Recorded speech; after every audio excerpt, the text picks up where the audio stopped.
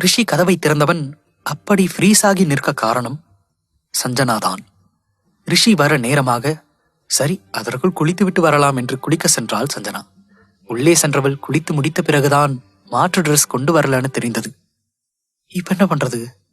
அதான் கதவு லாக் ஆகி இருக்குல்ல, யாரும் வரமாட்டாங்க, அதனால நானே போய் எடுத்துக்கிறேன் என்று வெறும் டவலை மட்டுமே கட்டிக்கிட்டு சஞ்சனா வெளியே வந்து ட்ரெஸ் தேடிட்டு இருந்தா. அப்போதுதான் ரிஷி கதவை திறந்து கொண்டு நின்றான். மச்சான், சாட்சி புட்டாடா. No no Rishi, control yourself. அவளை பார்க்காத, நீ பாட்டுக்கு உள்ள ஓடிரு என்று அவன் வேகமாக அவளை பாராமல் சென்றான். ஏற்கனவே கதவு திறந்ததும் பதற்றத்துடன் திரும்பிய சஞ்சனா ரிஷியை பார்த்ததும் அவளுக்கு தான் எப்படி இருக்கிறோம் என்று நினைவில் இல்லை. சூரியனை கண்ட தாமரையாய் முகம் மலர்ந்தாள். சஞ்சனா அவனை பார்த்ததும் தனக்குத்தானே சொல்லிக்கொண்ட அறிவுரைகள் எல்லாம் மறந்து காற்றில் பறந்தது. அவன் தொட்டால் மட்டுமில்லை, பார்த்தாலே ஸ்விட்ச் ஆஃப் என்பதை அவள் இன்னும் புரிந்து கொள்ளவில்லை. ட்ரெஸ் எடுக்க போனவள் அதை மறந்துவிட்டு அவன் தன்னை பாராமல் கோபமாக செல்வதை பார்த்து அவனை சமாதானம் செய்ய வேண்டும் என்ற நினைப்பில் தான் வெறும் டவலுடன் இருப்பது கருத்தில் படவில்லை. வேகமாக அவன் அருகில் சென்றாள். விட்டால் உள்ளே சென்று கதவை சாத்திக் கொள்வான் என்று புரிந்தது. அந்த அறையிலேயே அவன் ஆபீஸ் அறை இருந்தது. அதற்குள் செல்லத்தான் ரிஷி இவ்வளவு வேகம். பாவம், அவன் அவளிடம் மாட்டிக்கொள்ளக் கூடாது என்று பயத்தில் செல்வதை அவள் தவறாக கோபமாய் செல்கிறான் என்று நினைத்து கொண்டாள். ஐயோ, கிட்ட வராளே, வராதரி, ஏய் வராத. அவனது மூளை எச்சரித்தாலும் மனம் வா வா சீக்கிரமா வா என்று அழைப்பு விடுக்கத்தான் செய்தது. அவன் உள்ளே செல்வதற்குள் வேகமாக அவன் முன் வந்து நின்றாள் சஞ்சனா. தலைமுடி தூக்கி ஒரு ஸ்டிக்கில் கொண்டை போடப்பட்டிருக்க, குளித்து அப்போதுதான் ஃப்ரெஷ்ஷாகி வந்திருந்தாள். அவள் முகத்தில் ஆங்காங்கே நீர் மணிகள். அது அவள் பளிங்கு முகத்தில் பதிந்திருந்த முத்துக்களை போல் இருந்தது. எந்த ஒரு நகையும் இல்லாமல் கழுத்து வளைவில் வழிந்த நீர் துளிகள் ரிஷியின் பொறுமையை சோதித்தது. அவளின் உடலை மறைத்த டவலால் அந்த நீர் அவள் உடலில் எல்லை மீறி பயணித்து இறங்கிக் கொண்டிருக்க, அவள் பட்டு கரங்களும் வாழைத்தண்டு கால்களும் ஆண்மகனின் உணர்வுகளோடு உறவாட ரிஷி பிளாங்க். அவள் உடலில் அவன் தடம் பதியாத இடங்கள் இல்லை என்றாலும் ஒவ்வொரு முறையும் சஞ்சனாவை பார்க்கும் பொழுது அந்த முதல் முறை ஃபீல் தான். எப்போதும் அவனுக்கு இது என்றும் மாறாது, மறக்காது என்று அவனுக்கு புரிந்தது. காரணம், அவன் மனைவி. அவள் உண்மையாகவே தேவதைதான். சும்மாவே அவன் முன் அவள் இருந்தாலே அவன் உணர்வுகளுக்கு தடை போடுவது என்பது மிகவும் கடினம். இதில் இப்படி வேறு வந்து நிற்கிறாளே. தன் தலையை அழுந்த கோரிக்கொண்டான். அவளோ அவனுக்கு தன்னை பார்க்க பிடிக்காமல் தான் இப்படியெல்லாம் செய்கிறான் என்று கஷ்டமாக இருந்தது. ரிஷி என்று அவள் ஏதோ பேச வர அதற்குள் அவன் போன் ஒலித்தது. அவன் அங்கிருந்து செல்லத்தான் பார்த்தான், போனை எடுத்துக்கொண்டு. ஆனால் கால்கள் அவனுடன் வர மறுத்து அடம்பிடித்து அங்கேயே நின்றது. அவள் எதிரில் பேசினான். சரி, சென்ட் பண்று, நான் பாத்துக்கிறேன் என்று அவன் தன் பிஏ சமீரிடம் கூற மிகவும் ஆழமாக ஒலித்தது அவன் குரல். ஆனால் பார்வையும் கவனமும் சஞ்சனாவின் மீது இருந்தது. அவளும் அவன் தன்னிடம் பேசினால் போதும் என்று தன்னை மறந்தே அங்கு நின்றிருந்தாள். அவன் பார்வை தன் மேல் பதியும் விதம் முன்பே உணர்ந்திருந்தால் எப்போதோ எஸ் ஆகி இருப்பாள். ரிஷிக்கு புரிந்தது, அவள் தன்னை மறந்துதான் இங்கே நின்றிருக்கிறாள் என்று. இருந்தாலும் இன்னும் என்ன செய்கிறாள் என்று பார்க்கத்தான் அவன் போன் பேசி முடித்ததும் ஓகே என்று அவளை கடந்து செல்ல போக, அதற்குள் சஞ்சனா வேகமாக வந்து அவன் கைப்பற்றி தடுத்தாள். என்ன நீங்க? நானும் உங்களை எப்படிதான் சமாதானப்படுத்துறதுன்னு தெரியாம முழிச்சுக்கிட்டு இருக்கேன். நீங்க ஓவரா பண்ணிட்டு இருக்கீங்க. இப்படி எல்லாம் பண்ணீங்க, அவ்வளவுதான். தன் விரலை நீட்டி அவன் முன் எச்சரிக்க அவனுக்கு சிரிப்பு தான் வந்தது. இருந்தாலும் வெளியே காட்டாமல், என்னடி பண்ணுவ? என்ன பண்றது சஞ்சு, ஏதாவது ஒரு ஐடியா கொடு. ரிஷி கைகளை கட்டிக்கொண்டு தன் தாடை மேல் ஒற்றை விரல் வைத்து காலை ஸ்டாண்டர்டீஸில் நின்று கொண்டு அவளையே பார்த்து கொண்டிருந்தான். அவள் தனக்குள் பேசி யோசித்துக் கொண்டிருப்பதை பார்க்க பார்க்க சிரிப்பும் அவள் மேல் இன்னும் மோகம் தாகம் என்னென்ன இருக்கோ எல்லாமே இன்க்ரீஸ் ஆகி கொண்டிருந்தது அவனுக்கு. இருந்தாலும் இனிமோ விஷயத்துல தலையிட மாட்டேன் என்று வீம்பாக சொல்லிவிட்டான். சோ தன் கெத்து குறையாமல் இருக்க அங்கிருந்து அவன் நடக்க செல்ல, அவன் செல்வதை பார்த்தவள் வேகமாக பிடித்து இழுத்தாள். அதில் அவனும் கவனமில்லாமல் சென்றதால் இருவருமே சேர்ந்து அங்கிருந்த சோஃபாவில் விழுந்தார்கள். ரிஷி கீழே இருக்க அவன் மீது சஞ்சனா இருந்தாள். விழுந்த வேகத்தில் எக்குத்தப்பாக அவன் கைகள் அவள் மேல் பட தன் நிலையை அப்போதுதான் சஞ்சனா உணர்ந்தாள். ஐயோ, என்ன பண்ணி வச்சிருக்க சஞ்சு? உன்னை பத்தி இப்ப என்ன நினைப்பான்? மானத்தை வாங்குறியேடி. போச்சு போச்சு, மானம் கப்பல் ஏறி, இல்ல பிளைட் ஏறி, no no no no, jet ஏறி போயே போச்சு. அவன் முன்னாடி இப்படி வந்து நின்னு அவனை கன்வின்ஸ் பண்ண நினைக்கிறேன்னு நினைப்பானே, என்ன நினைக்கிறது? கன்ஃபார்ம் பண்ணிட்டான் போலயே. கடவுளே, என்ன பண்ணி வச்சிருக்க நீ? அவன் மீதிருந்து எழ வேண்டும் என்று கூட தோன்றாமல் அவள் படுத்திருக்க அவன் கை எப்போதோ அவள் உடலை அணைத்திருந்தது. இருந்தாலும் அவள் இன்னும் தன் மைண்ட் வாய்ஸில் சண்டை போட்டுக் கொண்டிருப்பதை பார்க்க அந்த சிரிப்பை அடக்கிக் கொண்டு விரைப்பாகி இருந்தான் ரிஷி. என்ன, இன்னும் எழுதுக்கிற ஐடியா இல்லையா? அதான் வந்த வேலை முடிஞ்சிருச்சுல. சஞ்சனா மானசீகமாக தலையில் அடித்துக் கொண்டாள். ஐயோ சஞ்சனா, உனக்கு அறிவே வராதா? ஏன் இப்படி எல்லாம் பண்ற? என்ன வேலை? திக்கி திணறி கேட்டபடி எழ ரிஷி அவளை எழவிடாமல் மீண்டும் அவள் பின்னால் கை கொடுத்து தன்னோடு அழுத்த அதில் அவள் அங்கங்கள் அவன் மீது உரச அவள் விடுவிடுத்துக் கொண்டு எழப் பார்க்க இருவருக்கும் இடையில் நடந்த தள்ளுமுள்ளில் சஞ்சனாவின் டவல் அவிழ பார்த்தது. ரிஷியும் இதற்குத்தானே ஆசைப்பட்டேன் பாலகுமாரன் என்று காத்து கொண்டிருக்க சஞ்சனா இறுக்கி பிடித்துக் கொண்டாள் டவலை. ஐயோ வீரே, தப்பிச்சு எங்கேயாவது ஓடிவிடு என்று மனதில் நினைத்தபடி அவனிடமிருந்து ஓடிவிட பார்க்க அவனோ இருக்க பிடித்து அவளை தன் அணைப்பில் கொண்டு வந்தான். நீங்க வந்த வேலை முடிஞ்சது, பட் எனக்கு இன்னும் வேலையே முடியலையே. இனிமேதான். ஷால் வி ஷவர் டுகெதர் என்று ரிஷி ஹஸ்கி வாய்ஸில் கேட்டான்.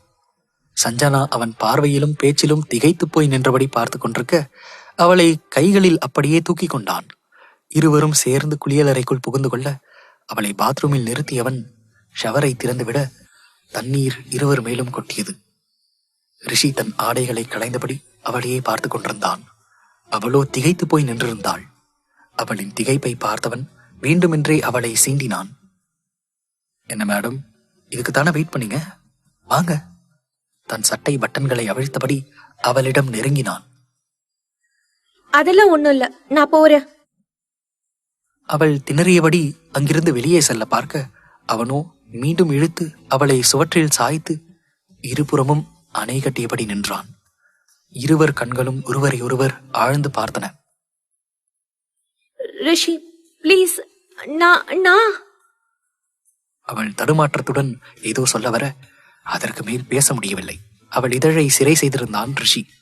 அவள் இதழிலிருந்து அவன் தேடல்கள் முன்னேற இடையில் அவளை நெருங்க தடையாக இருந்த அந்த ஒற்றை டவலும் காணாமல் போனது. இருவரும் பாத்ரூம் ரொமான்ஸில் ஆழ்ந்து போனார்கள். அதே நேரம் விக்ராந்த் சஞ்சனாவை பற்றி அறிந்து கொண்ட ஸ்ரீராம் ரிஷி அதிதியை பற்றியும் தெரிந்து கொண்டு அதை வைத்து அவர்களுக்கு இடையே ஒரு பெரிய பூகம்பத்தையே கொண்டுவர ஏற்பாடு செய்து கொண்டிருந்தான். அதே நேரம் சுரேஷ் சஞ்சனாவை எப்படியாவது ரிஷியிடமிருந்து பிரிக்க வேண்டும் என்று அவர் யோசித்துக் கொண்டிருந்தார். நிச்சயம் தன் மகள் அந்த குடும்பத்தில் நிம்மதியாக இருக்க முடியாது என்ற எண்ணம் அவர் மனதில் ஆழமாக பதிந்திருந்தது. அட் த சேம் டைம் ரிஷியின் குடும்பத்தாரும் சஞ்சனா அருந்ததியின் மகள் என்று தெரிந்த பிறகு அவர்களும் ரிஷியிடமிருந்து சஞ்சனாவை எப்படி பிரிக்கலாம் என்று காரணம் தேடிக்கொண்டிருக்க இவர்கள் அனைவருக்கும் அல்வாவாக ஸ்ரீராமினால் உருவாக்கப்பட்ட வீடியோ வகையாக அவர்கள் கையில் சிக்கியது. தங்களை பிரிக்க ஒரு பெரிய சதிவலை எதிரியாலும் தங்கள் குடும்பத்தாராலுமே பின்னப்படுகிறது என்று தெரியாமல் இங்கே இந்த தம்பதி மோகத்தில் மூழ்கி முத்தெடுக்க துவங்கியிருந்தனர். என்னடி, நான் சமாதானமாயிட்டேன்னு நினைக்கிறியா? தன் மார்பில் முகம் புதைத்திருந்த அவளை தலை கோதியபடி கேட்க நிமிர்ந்து அவன் முகம் பார்த்தவள், நான் ஒன்னும் உங்களை இம்ப்ரெஸ் பண்றதுக்காக எல்லாம் அப்படி வரல. உண்மையாவே நான் ஞாபகம் இல்லாம தான் என்று சினுங்கலாக கூற அவன் சிரித்தபடி, தெரியும்டி ராட்சசி, ஆனாலும் இப்படி சமாதானப்படுத்தினா டோட்டல் ஆஃப் தான். அவன் இறுக்கமாக அணைத்தான். அப்போ கன்வின்ஸ் ஆயிட்டீங்களா? ஆர்வமாக கேட்டாள் அவள். அது வேற டிபார்ட்மெண்ட், இது வேற டிபார்ட்மெண்ட். அது உன்னுடைய ப்ரொஃபஷனல், இது என்னோட பர்சனல் என்று அவள் உச்சியில் இதழ் பதிக்க அப்போதைக்கு அந்த பேச்சு தடைப்பட்டது. அடுத்த நாள் அவர்கள் எதிர்கொள்ள வேண்டிய பிரச்சனைகள் நிறைய காத்திருப்பது தெரியாமல் இருவரும் நிம்மதியாக தம் இணையின் அரவணைப்பில் ஆழ்ந்த உறக்கத்தில் இருந்தனர். காலையில் ரிஷி ஆபீஸ் கிளம்பியதும் அவனை பார்க்க மாறன் வந்தான். சஞ்சனா கார்டனில் அமர்ந்து அவனுக்காக முடிக்க வேண்டிய ப்ராஜெக்ட் டிசைனை செய்து கொண்டிருந்தாள். அதை பார்த்து வரைந்தபடி அவள் இருக்க சட்டென தன் முன்னால் நிழலாடுவது உணர்ந்து நிமிர்ந்து பார்த்தாள். மாறன் மகதியுடன் நின்று கொண்டிருந்தான். அவர்கள் இருவரையும் பார்த்த சஞ்சனா சட்டென்று எழுந்து நின்றாள். வாங்க சார், வாங்க மகதி என்று கூறினாள். மேடம், நான் அபிஷியலா வரல, பர்சனலா தான் வந்தேன். உன்னை எப்படி கூப்பிட சொன்ன? அதுவும் இல்லாம உண்மையிலேயே நான் தான் உனக்கு அண்ணன். உனக்கு இந்நேரம் தெரிஞ்சிருக்கும்னு நினைக்கிறேன். அவன் ஆழமாக பார்த்து கொண்டே கேட்க அவள் எதுவும் பேசவில்லை. தலையை குனிந்து கொண்டாள். முன்பாவது அவனிடம் இயல்பாக பேச முடிந்தது. உண்மையில் அவன்தான் தன் சகோதரன் என்று தெரிந்த பிறகு அவளுக்கு அந்த இயல்பு எழவில்லை. சஞ்சனா அப்படியே நின்று இருக்க, என்ன உள்ளேலாம் கூப்பிட மாட்டியா என்றான் மாறன். ஐயோ, நான் பாருங்க வந்தவங்கள அப்படியே நிக்க வச்சு பேசிட்டே இருக்கேன். உள்ள வாங்க. வா மகதி, எப்படி இருக்க? சந்தோஷமா இருக்கியா? தன் நாத்தனாரின் கையை பிடித்து கொண்டு அவள் கன்னம் வருடி கேட்க அவளோ சிரித்த முகமாக தலையாட்டினாள்.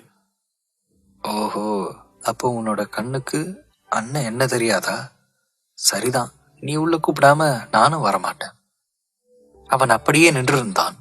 மகதியும் சஞ்சனாவும் முன்னே செல்ல இன்னும் மாறன் வராமல் இருப்பதை பார்த்தவள், வாங்க உள்ள வாங்க பொதுவாக அழைக்க அவனோ ஒற்றை புருவம் உயர்த்தி அவளை கூர்ந்து பார்த்து கொண்டிருந்தான்.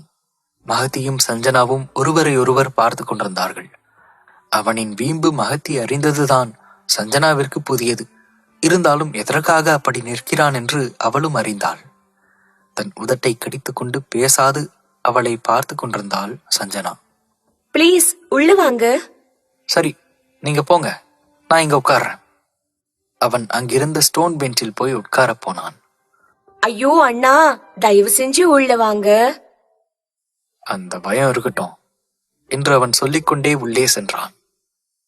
சஞ்சனா உள்ளே சென்று வேலையாட்களிடம் அவ்வீட்டு எஜமானியாக அவர்களுக்கு விருந்து தயார் செய்ய சொன்னாள். ரிஷிக்கு கால் செய்ய அவன் ஒரு மீட்டிங்கில் இருந்ததால் அட்டன் செய்யவே இல்லை. சரி, பிறகு சொல்லிக் கொள்ளலாம் என்று அமைதியாக இருந்தாள். பின்னர் மகதியிடம் 2 பேரும் சந்தோஷமாக இருக்கீங்களா என்று விசாரிக்க அவளும் சிறு புன்னகையுடன் நிற்க அதிலிருந்து தெரிந்தது அவர்கள் இருவரும் இன்னும் இணையவில்லை என்று. சஞ்சனா அவர்களுக்கு என்ன செய்ய வேண்டும் என்று வேலையாட்களிடம் சொல்லிவிட்டு மீண்டும் அவர்களிடம் வந்தாள். அதுவரை கூல்ட்ரிங்க்ஸ், காஃபி, ஸ்நாக்ஸ் என்று ஏதாவது ஒன்று வந்து கொண்டே இருந்தது. இதையெல்லாம் மாறன் கவனித்துக் கொண்டுதான் இருந்தான். அவளின் உபசரிப்பு அவர்கள் மனதிற்கு இதமாக இருந்தது. பின்னர் மாறன் எழுந்து சஞ்சனாவின் அருகில் வந்தான். மாறன் சஞ்சனாவின் கையை பற்றி கொண்டு, இங்க பாருடா, உனக்கு நான் ஒண்ணு சொல்றேன், நல்லா மனசுல வச்சுக்க. கடந்து போன விஷயங்களை எல்லாம் நம்மளால எதுவும் மாத்த முடியாது. ஆனா இப்ப இருக்கிற இந்த நிமிஷம் நம்ம கையில தான் இருக்கு. அத நீ வெறுப்பா கொடுக்க போறியா இல்ல அன்பா கொடுக்க போறியான்னு உன்கிட்ட தான் இருக்கு. ஒண்ணு மட்டும் சொல்றேன், நிச்சயமா கண்டிப்பா நீயும் பெரியம்மாவும் பிரிஞ்சதுக்கு பெரியப்பா காரணமா இருந்திருக்க மாட்டாரு. சொல்ல போனா எனக்கு தெரிஞ்சு அவர் பல வருஷமா உங்களை தேடிட்டு இருந்தாரு. அதே மாதிரி ரிஷி வீட்லயும் யாரும் காரணமா இருந்திருக்க மாட்டாங்க.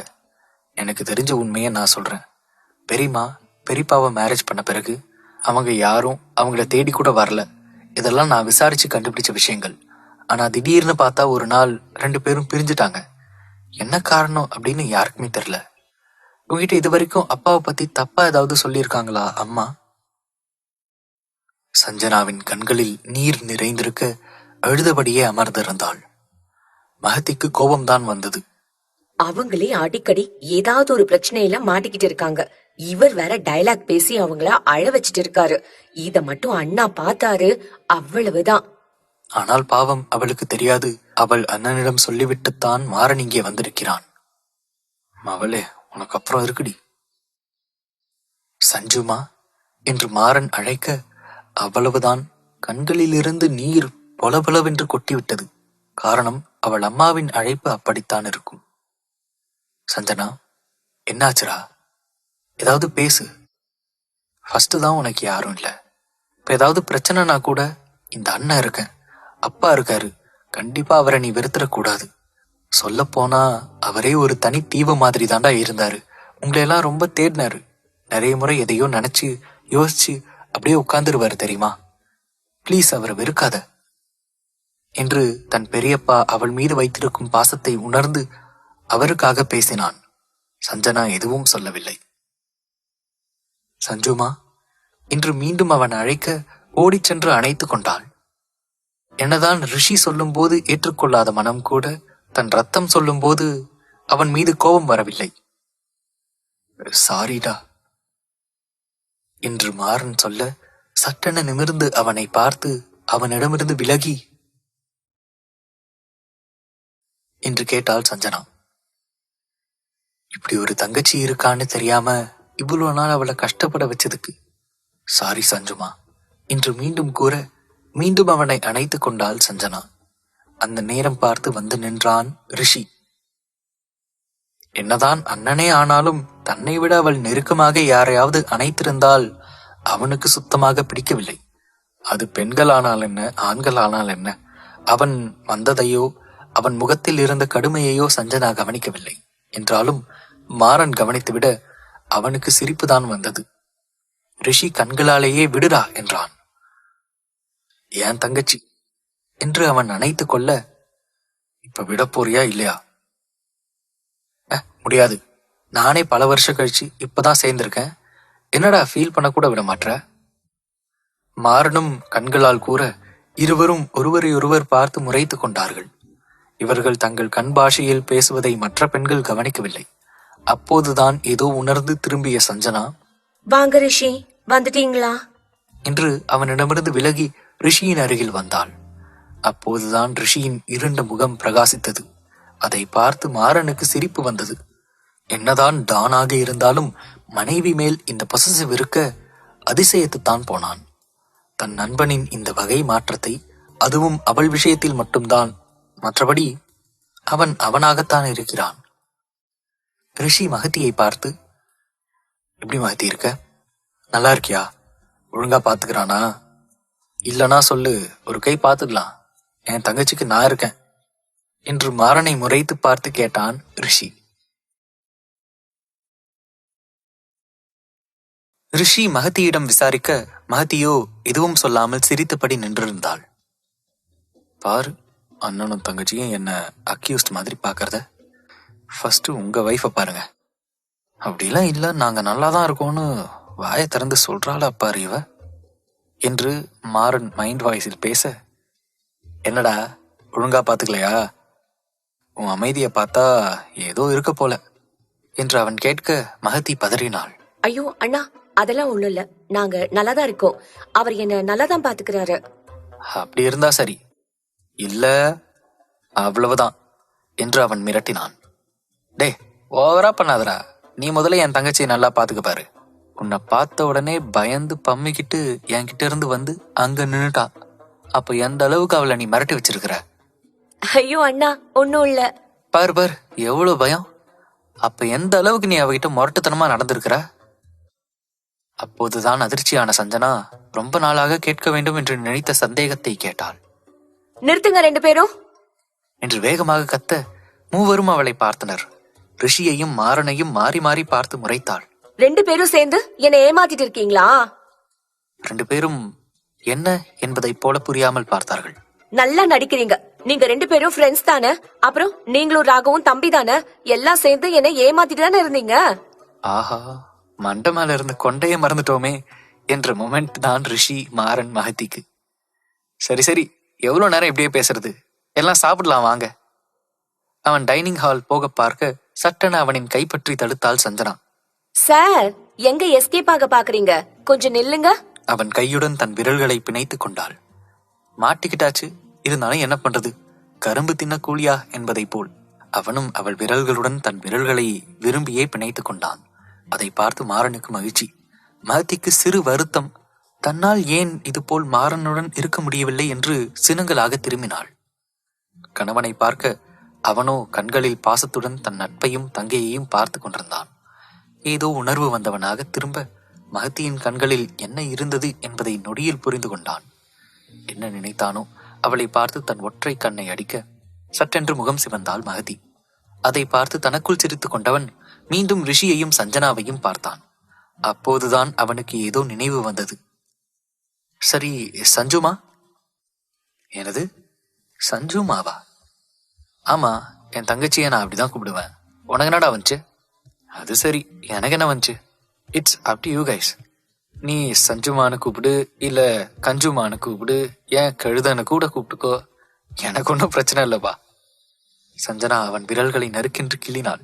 அப்போதும் அவன் பிடியை தளர்த்தவில்லை. பின்னர் மீண்டும் சஞ்சனா மாறனிடம் திரும்பி, என்னண்ணா எதுவும் கேட்க வந்தீங்களே? அது வந்து, ஓகே, நாங்க 2 பேர் ஃப்ரெண்ட்ஸ்னு நாங்க பேசுறத வச்சு கண்டுபிடிச்சிருப்ப. நானும் ராகவும் பிரதர்ஸ்ன்னு எப்படி கண்டுபிடிச்ச? போடா டேய், இது என்ன பெரிய சிதம்பர ரகசியமா? இதே மாதிரி நம்ம தான் உளறி இருப்போம். அப்படி இல்லனா என்று யோசித்தவனுக்கு நினைவு வந்து விட்டது. ஆ, உன் அருமை பெரியப்பா ஹாஸ்பிட்டல்ல வீட்ல நாங்கெல்லாம் இருக்கிறோம் அப்படின்னு ஒரு லிஸ்ட் போட்டார் பாத்தியா? அந்த லிஸ்ட்ல ராகவும் இருந்தான். am I கரெக்ட் என்று சஞ்சனாவை பார்த்து கேட்க, சஞ்சனாவும் சிரித்துக்கொண்டு ஆமாம் என்று தலையாட்டினாள். ஓகே ஓகே, சரி, இப்ப சாப்பிட போலாம். I feel so hungry baby. என்ன சொன்னால் சஞ்சனா உள்ளே வருவாள் என்று கரெக்டாக கூற, ஓ அப்படியா, சரி சரி வாங்க எல்லாரும் சாப்பிடலாம். லஞ்ச் ரெடி பண்ணியாச்சு, வாங்க சாப்பிடுவோம். இருவரும் அருகில் இன்னும் மற்ற ஆட்கள் இருக்கிறார்கள் என்பது கூட இல்லை. அவர்கள் விரல்கள் பின்னி பிணைந்தபடிதான் இருந்தது. மாறனும் மகதியும் முன்னே செல்ல, சஞ்சனாவும் ரிஷியும் பின்னால் வந்தார்கள். அவனை மீண்டும் இழுத்தாள். என்னடி, நேத்து மாதிரி ஏதாவது பண்ண போறீங்களா மேடம் என்று ரிஷி கேட்டதும் முகம் சிவந்து விட்டது சஞ்சனாவிற்கு. அருகில் யாராவது இருக்கிறார்களா என்று பார்த்தவன் அவளுடன் பிணைந்திருந்த கைகளால் இடையை வளைத்து கொண்டான். ஐயோ அதெல்லாம் ஒண்ணு இல்ல. இவ்வளவு ஏன் பண்ணீங்க? என்கிட்ட ஏன் சொல்லல? அத கேக்குறதுக்கு தான் கூப்பிட்டேன். அதெல்லாம் சரிதான், எனக்கும் இதுக்கெல்லாம் பொறுமையா என் ஸ்டைல்ல பதில் சொல்லணும்னு ஆசைதான்.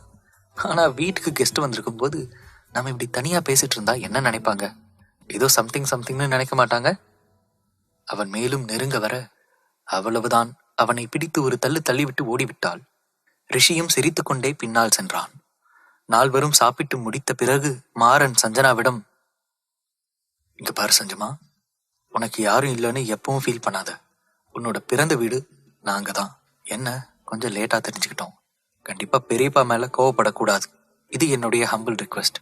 காரணம், உங்களை நினைச்சு அவர் எவ்வளோ ஃபீல் பண்ணாருன்னு எனக்கு தெரியும்.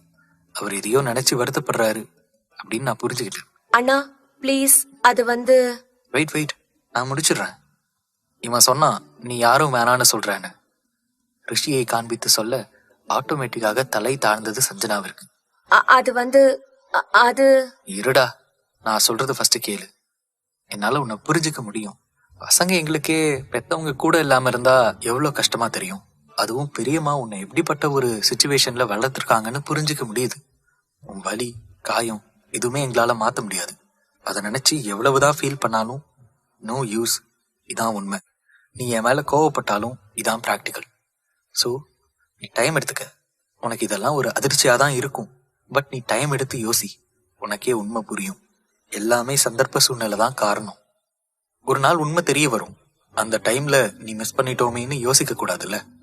அப்பாவை கஷ்டப்படுத்திட்டோம்னு நீ அவர் கூட இருக்க நினைக்கிற டைம் வரும்போது அவர் இல்லைன்னா என்ன பண்ணுவ என்று கேட்டதும் சற்றென்று நிமிர்ந்து பார்த்தாள் சஞ்சனா. இதுவரை அவள் அது போலெல்லாம் யோசித்தது கிடையாது. We are human.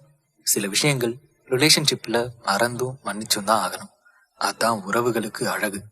எதையும் யாரும் வேணும்னு பண்ணல, உனக்கு புரியும்னு நினைக்கிறேன். ஆனா நீ இப்ப இருக்கிற இடம் யார் கூடவும் கம்பேர் பண்ண முடியாத ஒருத்தன் கூட தான் நீ இருக்க. I am proud of him. என் ஃப்ரெண்டுன்னு நான் சொல்லல. ரிஷியின் அருகில் வந்தவன் தன் நண்பனை அணைத்து கொண்டான். பார்க்கறதுக்கு கொஞ்சம் பலாப்பழம் மாதிரி தான். என்னடா சைக்கிள் கேப்ல என்ன கலாய்க்கிற மாதிரி இருக்கு என்று ரிஷி கூற சஞ்சனாவும் மகதியும் சிரித்தார்கள். மாறனும் சிரித்தபடி தன் நண்பனின் தோளை தட்டி, உண்மையாவே பலாப்பழம் எப்படி மேல கரடு முரடா இருந்தாலும் உள்ள அவ்வளவு டேஸ்ட் அப்படிங்கிற மாதிரி என் ஃப்ரெண்டை பத்தி எனக்கு நல்லா தெரியும். Really he is a GeM என்று இருவரும் நண்பேண்டா ரேஞ்சுக்கு அணைத்து கொண்டார்கள். ஒரு அண்ணனா நான் சொல்ல வேண்டியது என் கடமை. எப்பவும் நீ நம்ம வீட்டுக்கு வரணும். நானும் பெரியப்பாவும் அம்மா அப்பா ராகவ் எல்லாருமே காத்துட்டு இருக்கோம். You are always welcome. என்ன பிரச்சனைனாலும் நாங்க எப்பவுமே இருக்கோம். அவன் இருக்கும்போது நிச்சயம் எங்க உதவி உனக்கு தேவைப்படாது, இருந்தாலும் சொல்றேன் என்று கூற மகதியும் தன் கணவன் இவ்வளவு பேசுவானா என்பதைப் போல ஆச்சரியமாக பார்த்தாள். சஞ்சனாவும் ரிஷியும் ஒருவரை ஒருவர் பார்த்து கொண்டு புன்னகைத்தார்கள். என்ன சிரிக்கிறீங்க? இல்ல, நீ பிசினஸ் மேனா இல்ல லெக்சரரான்னு யோசிச்சேன். ஒரு பெரிய ப்ரொஃபஸரா ஆக வேண்டியவன், அதுவும் நீ லெக்சர் கொடுத்து நான் இன்னைக்கு தான் பாக்குறேன். எவ்வளவு பிளட் பாரு. தன் காதில் வராத ரத்தத்தை துடைத்து காண்பிப்பது போல் காண்பிக்க மாறன் முறைத்தான். சரி சரி, எனிஹவ் நீ சொன்னதெல்லாம் 100% கரெக்ட் தான். உன் தங்கச்சிக்கு மூளை இருந்தா யோசிச்சு அவளே நல்ல முடிவா எடுப்பா. இன்று சைக்கிள் கேப்பில் சஞ்சனாவிற்கும் ஒரு கிளாஷ்.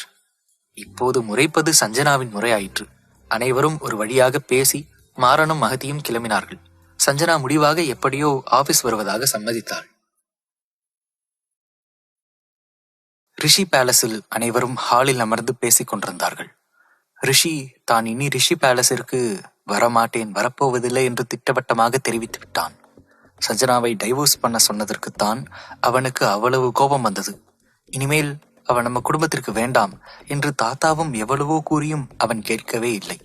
அவள் ஒருத்திக்காக மொத்த குடும்பமும் வேண்டாம் என்று கூற அதுவும் சஞ்சனாவின் மேல் கோபத்தை தான் இன்னும் அதிகப்படுத்தியது. நான் ஆரம்பத்துல இருந்து சொல்லிட்டு தான் இருந்தேன், அவ இந்த குடும்பத்துக்கு சரிப்பட்டு வரமாட்டான்னு. நீங்க தான் நான் சொல்றதெல்லாம் கேட்கவே இல்ல. அவளை அப்படியே தலையில தூக்கி வச்சு கொண்டாடினீங்க. இப்ப பாத்தீங்களா என்ன ஆச்சுன்னு? ஏய், எங்களுக்கு என்ன முன்னாடியே தெரியுமா என்ன? தெரியாம நான் தான் சொன்னல, அவளை எங்கேயோ பார்த்த மாதிரி இருக்கு, ரொம்ப பழக்கமான முகம் போல இருக்குன்னு. நீங்களும் நான் சொன்னத காதிலே வாங்கலையே. தாரணி விஜயேந்திரனிடம் காதில், எங்க யாரா இருந்தா என்னங்க, என்ன பொறுத்த வரைக்கும் சஞ்சனா நல்ல பொண்ணுதான். முன்னாடி கூட இப்படி இல்ல. அதுவும் அவங்க அந்த போட்டோல இருக்கிறவங்க பொண்ணுதான்னு சஞ்சனான்னு சொன்னதும் எதுக்கு இவ்ளோ வெறுப்பு? சஞ்சனா ஒரு தனிப்பட்ட பொண்ணா, நல்ல பொண்ணுதானே. அது சரி, யார் அந்த போட்டோல இருக்கிறவங்க? கொஞ்ச நேரம் வாயை மூடிட்டு சுமாரு, எல்லாம் நம்ம ரூமுக்கு போனதுக்கு அப்புறமா சொல்றேன். அப்பா, எனக்கு என்னவோ இந்த சுரேஷ் தான் இப்படி எல்லாம் பிளான் பண்ணி அவளை நம்ம வீட்டுக்கு அனுப்பியிருப்பான்னு தோணுது. அதுவும் இல்லாம அருந்ததி. வாயை மூடுங்க எல்லாரும்.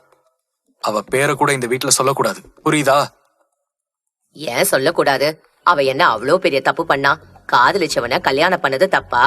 உங்களுடைய வீம்புனால எத்தனை வருஷம் என் பொண்ணு இருக்காளா செத்தாளான்னு கூட தெரியாம மனசுக்குள்ள புழுங்கி தவிச்சுக்கிட்டே இருந்த.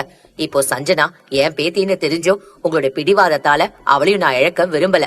சஞ்சனா இந்த வீட்டு பொண்ணு, இந்த வீட்டோட வாரிசு, ரிஷியோட மனைவி.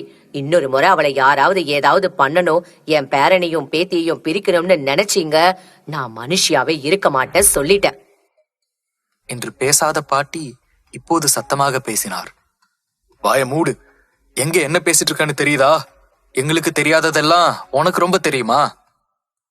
போதுங்க, போதும் உங்க வீண் பெருமை, வீண் கௌரவம். இதுக்கெல்லாம் பலியாடி என் பொண்ணோட போகட்டும். இன்னைக்கு அவ உயிரோட இல்லைன்னு தெரிஞ்சதும் நெஞ்சே பதறிச்சு. எங்கேயோ ஒரு இடத்துல சந்தோஷமா இருக்கிறான்னு தான் நினைச்சேன். ஆனா இன்னைக்கு பேச முடியாமல் பாட்டிக்கு நான் தழுதழுத்தது. முதல்ல இந்த கிழவியதான் ஏதாவது பண்ணணும். அப்பத்துல இருந்து இப்ப வரைக்கும் பொண்ணு பொண்ணு பொண்ணு பொண்ணு பொண்ணுன்னு ஏன் இருக்கிறவங்க எல்லாம் கண்ணுக்கு தெரியாதா? அப்ப சஞ்சனா உண்மையாவே என் முறப்பொண்ணுதானா? விக்கியை சாரு முறைத்தாள். விக்கி, இது இப்ப ரொம்ப முக்கியம் பாரு. அதை விட முக்கியம் அவங்க உன் அண்ணி. அதான் கரண்ட் நியூஸ். அடிக்கடி மறந்துடுறேன்னு நினைக்கிறேன். அதெல்லாம் சரி. அப்ப அருந்ததி அத்தைக்கு இன்னொரு பொண்ணு இருந்தா நல்லா இருக்கும்ல? அண்ணியே இவ்வளவு அழகா இருந்தா அவங்களுக்கு ஒரு தங்கச்சி இருந்தா நல்லா இருந்திருக்கும். உனக்கு உன் பிரச்சனை, என்ன பண்றது? அதான் ஆனதியத்த பொண்ணு இருக்காளே, அவளை கட்டிக்கோ. ஏன்? அதுக்கு நான் சூசைடே பண்ணிப்பேன். அவளை கட்டிக்கிறதும் ஒண்ணுதான், நானே போய் நரகத்துல விழுறதும் ஒண்ணுதான். Why this கொலவெறி? நான் நல்லா இருக்கிறது உனக்கு பிடிக்கலையா? எப்பா பொண்ணா அவ? அத்தைக்கு தப்பாம பிறந்திருக்கா. அவளுக்கு இருக்கிற கிரிமினல் பிரெயினுக்கு இவங்க எல்லாம் பாகிஸ்தான்ல டெரரிஸ்ட் கும்பல சேர்ந்தவங்களா இருக்கணும். ஆமா, நம்ம வீட்டுல இருக்கிறவங்க மட்டும் நல்லா இருக்காங்களா? பாரு, எனக்கு இப்போ என் கண்ணுக்கு தாத்தாவே தெரியல. அந்த காலத்து வில்லன் நம்பியார் பேசுற மாதிரி இருக்கு தாத்தா பேசுறதெல்லாம். சரி சரி, வாயை மூடுங்க. நடுவுல நம்மள கூப்பிட்டு பஞ்சாயத்து பண்ண போறாங்க. Just keep quiet and watch the show. அவர்கள் தங்களுக்குள் கிசுகிசுத்துக் கொண்டே அங்கு நடப்பதை கவனித்துக் கொண்டிருந்தனர். நாயகி, எல்லாத்தையும் மறந்துட்டியா? என்னமோ எதுவும் நாம அவமானப்படாத மாதிரியே சொல்ற. இவ்வளவு பெரிய விஷயங்கள் எல்லாம் நடந்துச்சு. மனசுல இன்னும் நெருப்பா ஆராதரணமா விஷயங்கள் இருக்கு. கொஞ்சம் கூட அதை பத்தி எல்லாம் யோசிக்க மாட்டியா? போதுங்க, நிறுத்துங்க. என் பொண்ணு உங்களை எல்லாரை விட ரோஷக்காரி. அதான் அவளுக்கு ஒரு பிரச்சனைன்னு வரும்போது கூட உயிர் போற வரைக்கும் நாம அவ குடும்பம் இவ்வளவு பெரிய குடும்பத்தோட வாரிசுன்னு அவ வெளியே சொல்லாம இருந்திருக்கா. அதனால என் பேத்தி கஷ்டப்பட்டு வளர்ந்திருக்கா. ஆனா எப்படியோ அவ ரிஷி கிட்ட வந்து சேர்ந்துட்டா. அவளுக்கு உண்மையாவே நல்ல மனசுதான், எதையும் மறக்கல. அப்போ நம்ம பொண்ணு சொல்றத நீங்க கொஞ்சம் காது கொடுத்து கேட்டு இருந்தா அதெல்லாம் நடந்தே இருக்காதுல்ல. தேவையில்லாம நீங்களா ஒரு முடிவு பண்ணி நீங்களா ஒண்ணு செய்ய போய் கடைசியில நான் என் பொண்ணை இழந்ததுதான் மிச்சம். அத்த, எப்பவுமே நீங்க எது பிரச்சனையோ அதுக்குதான் சப்போர்ட் பண்ணிட்டே இருக்கீங்க. அருந்ததி பண்ணது ரொம்ப நல்ல விஷயம்னு நினைக்கிறீங்களா? கிட்டத்தட்ட என் புருஷன் செத்து பொழைச்சி வந்திருக்காரு. என்னால அதெல்லாம் அவ்வளவு சீக்கிரம் மறக்க முடியாது. போது நிறுத்து வசுந்தரா. எப்படா இந்த வீட்ல ஒரு பிரச்சனை வரும்னு காத்துக்கிட்டே இருப்ப. இந்த ரணகலத்துல உனக்கு ஒரு குதூகலம். இது உனக்கு பொழப்பா போச்சு. உன் புருஷன் அவன் எனக்கும் புள்ளன்றத மறந்துடாத. யாரா இருந்தாலும் அப்படிதான் செய்வாங்க. கூட பிறந்த தங்கச்சின்னு கூட பாக்காம பின்னாடி கொலைதான போனா இவன் பண்ணது தப்பு இல்லனா அவங்க பண்ணதும் தப்பு இல்லையே. அத்த, நிறுத்துங்க. என்னமோ நான் தான் இந்த குடும்பத்துக்கு கெடுதல் நினைக்கிற மாதிரி பேசிட்டே இருக்கீங்க. பாத்தீங்களா உங்க அம்மா என்ன சொல்றாங்கன்னு? அம்மா, என்ன நீங்க நம்ம மானத்தை வாங்கிட்டு போன உங்க அருமை பொண்ணுக்காக என் பொண்டாட்டிய தப்பா பேசிட்டு இருக்கீங்க? டேய், போதும் நிறுத்து. இதே வேலையா போச்சு. அவ எது சொன்னாலும் என்ன ஏதுன்னு கேட்காம வந்து இங்க தையத்தக்கான்னு குதிக்காத. இங்க பாருங்க, எல்லாருக்கும் முடிவா ஒண்ணு சொல்றேன். என் பேரனுக்கோ பேத்திக்கோ ஏதாவது ஆச்சு, அவங்கள பிரிக்கணும்னு நினைச்சீங்க, நானே உங்களுக்கு எதிரா நிக்க வேண்டியதா இருக்கும். புரிஞ்சுதா? சொல்லிட்டேன் என்று உள்ளே சென்று விட்டார். தாத்தா கோவமாக அவரும் சென்றார். சந்திரனும் வசுந்தராவும் செல்ல தாரணி விஜயேந்திரன் ஒருவரையொருவர் பார்த்து கொண்டார்கள். அது என்று சொல்ல வர, தேவையில்ல, எனக்கு என்ன ஸ்டோரி நடந்திருக்குன்னு புரிஞ்சிடுச்சு மிஸ்டர் விஜயேந்திரன். உங்களுக்கு கௌரவம் ரொம்ப பெருசா போச்சு, ஒரு உயிரை விட. சரிதான், நாளைக்கு நம்ம பசங்க விஷயத்திலயும் இதே மாதிரி பண்ணிடாதீங்க. நானும் அத்தை கட்சி தான். பசங்களோட லைஃபை விட எனக்கு எதுவுமே முக்கியம் இல்ல. அப்புறம் நானும் பசங்களும் இந்த வீட்டை விட்டு போயிடுவோம். சொல்லிட்டேன். ஏய் தாரணி, என்ன பேசிட்டு இருக்க? அவர் பின்னாலேயே சென்றார். பிள்ளைகள் மூவரும் தான் திரு திரு என்று விழித்துக் கொண்டு நின்றார்கள். எந்த ஒரு பிரச்சனையும் தங்கள் திருமணத்தில் இருக்காது. மாறனுக்கு திருமணமானதும் எப்படியாவது அவர்கள் வீட்டாரை தங்கள் வீட்டில் பேச வைத்து மணந்து கொள்ளலாம் என்று நினைத்திருந்தவளுக்கு கண்முன்னே பெரிய மலை இருப்பது போல் தோன்றியது. இது நேற்று இன்று பிரச்சனை போல இல்லையே, தலைமுறை பிரச்சனையா? எப்படி நாங்கள் 2 பேரும் சேரப்போறோம் தெரியலையே என்று பயம் வந்து சேர விடுவார்களா என்று யோசித்தாள். அவள் முகத்தை பார்த்து மனதை படித்த உடன்பிறப்புகள், ஏ சாரு, பயப்படாத, உனக்கு எப்பவும் நாங்க சப்போர்ட்டா இருப்போம் என்று விக்கி சொன்னான். அவ்வளவு ஆசைப்படாதப்பா, இங்க நடக்கிறதெல்லாம் பார்த்தா எனக்கு பயமாதான் இருக்கு என்று ஆத்விக் சொல்ல, டேய், கண்டிப்பா நான் உனக்கு சாபம் விடுறேன்டா. உனக்கு உனக்கு பிடிக்காத பொண்ணதான் கட்டி வச்சு இந்த குடும்பத்திலேயே தான் நீ குப்பை கொட்டணும். வேற வழியே இல்ல. ரொம்ப சேஃபா கேம் பிளே பண்றடா. ஜஸ்ட் நீ வெறும் ஆடியன்ஸா இருக்கதாண்டா லாய்க்கு. கொஞ்சமாவது மான ரோஷம் வேணும்.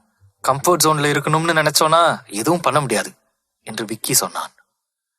வைத்திஸ் கொலவெறி, நான் என்ன அப்படி தப்பா சொல்லிட்டேன்? இந்த ஃபேமிலியில இருந்துட்டு என்ன பண்ண முடியுமோ அதுதான் சொன்னேன். இப்ப வீட்டை விட்டு வெளியே அனுப்பிச்சாங்கன்னா வெளியே போயிருப்பியா நீ? நாம் என்ன அண்ணன் மாதிரியா என்று ஆத்விக் சொல்ல, டேய், அண்ணன் மாதிரியா இல்ல, அண்ணனை பார்த்துதான் வளர்ந்துருக்கோம். அவரை மாதிரி கெத்தா இருக்க கத்துக்க என்று சொன்னான் விக்கி. இவர்கள் இருவரும் வாக்குவாதம் செய்ய இது எதுவும் சாருவின் மனதில் பதியவில்லை. அவள் பெரும் பயத்திலும் குழப்பத்திலும் தன் அறையை நோக்கி சென்றாள். எதிர்காலம் அவளுக்கு முன்பாக கேள்விக்குறியாக இருந்தது.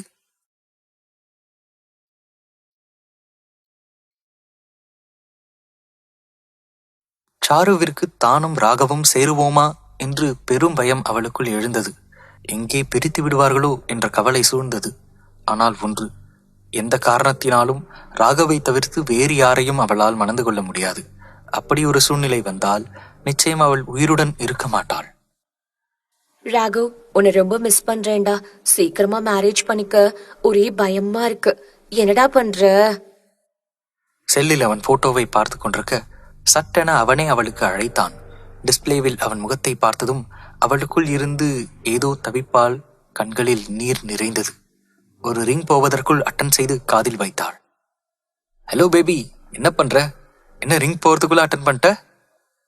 சாருவிற்கு அவன் பேச பேச என்றுமில்லாமல் கண்களில் கண்ணீர் வழிந்தது. பேச முடியாமல் தவித்தாள். ஹலோ மேடம், லைன்ல இருக்கீங்களா? நான் பேசுறது கேக்குதா? ஹலோ சாரு என்று அவள் அழுகையினால் பேசாமல் தான் இருப்பதாக மட்டும் தெரிவித்தாள். என்ன? என்னாச்சு? மௌன விரதம் ஏதாவது இருக்கியா? சாரு அதற்கும் பதில் சொல்லாமல் அமைதியாக இருக்க, ஏய் என்னடி பண்ற? லைன்ல இருக்கியா இல்லையா? என்ன? சாரு கிட்ட தானே பேசிட்டு இருக்கேன். இல்ல அவ உடம்புல பேய் ஏதாவது புகுந்துச்சா? சாருவிற்கு கடுப்பானது.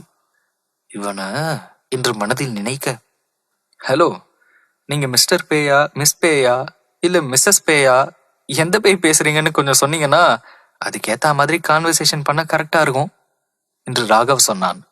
இதற்கு மேல் தாங்காது என்று தோன்றிய சாரு வாய் திறந்தாள். டேய் பக்கி பயலே, எரும மாடே, நான் அழறேனா சிரிக்கிறேனான்னு கூட உனக்கு தெரியாதா? இதுதான் சாக்குன்னு என்ன மனசுல என்ன நினைச்சிட்டு இருந்தியோ அதெல்லாம் இப்படியே சைக்கிள் கேப்ல திட்ட ஆரம்பிச்சிட்டியா? நீ அப்ப என்ன பேயாதான் நினைச்சிட்டு இருக்க, அப்படிதானே? ஓவரா பேசிட்டு இருக்க.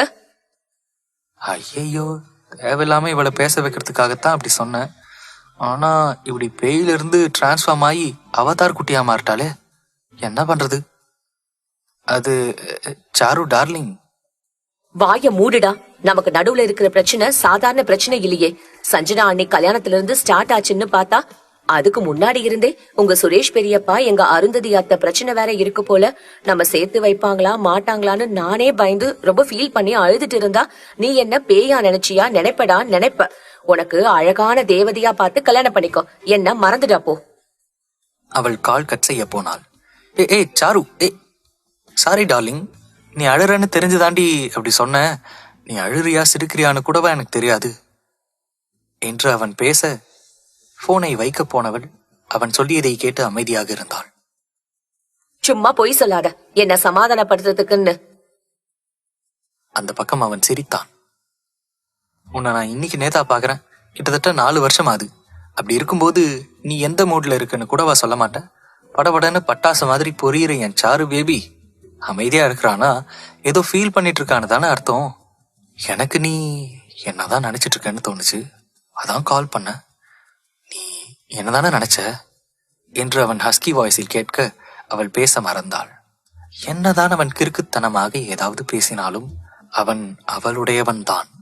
இந்த ராகவிற்கு அவள் என்றும் அடிமை. அவன்தான் அவள் உயிர். இப்படி அவன் கேட்டதும் மீண்டும் கண்களில் நீர் நிறைந்தது.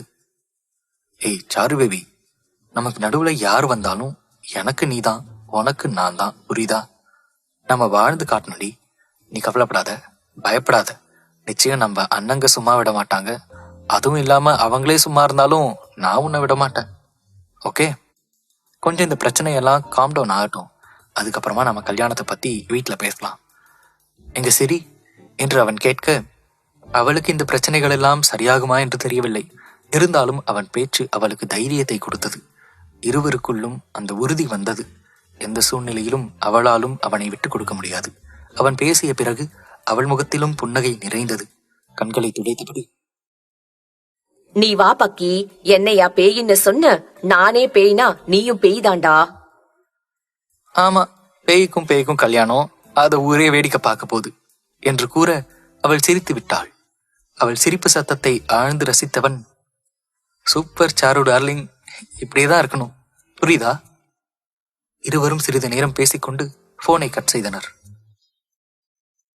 இதை அவரிடம் எதையோ சொல்ல வந்த தாரணி மகள் பேசியதை எல்லாம் கேட்டுவிட்டார்.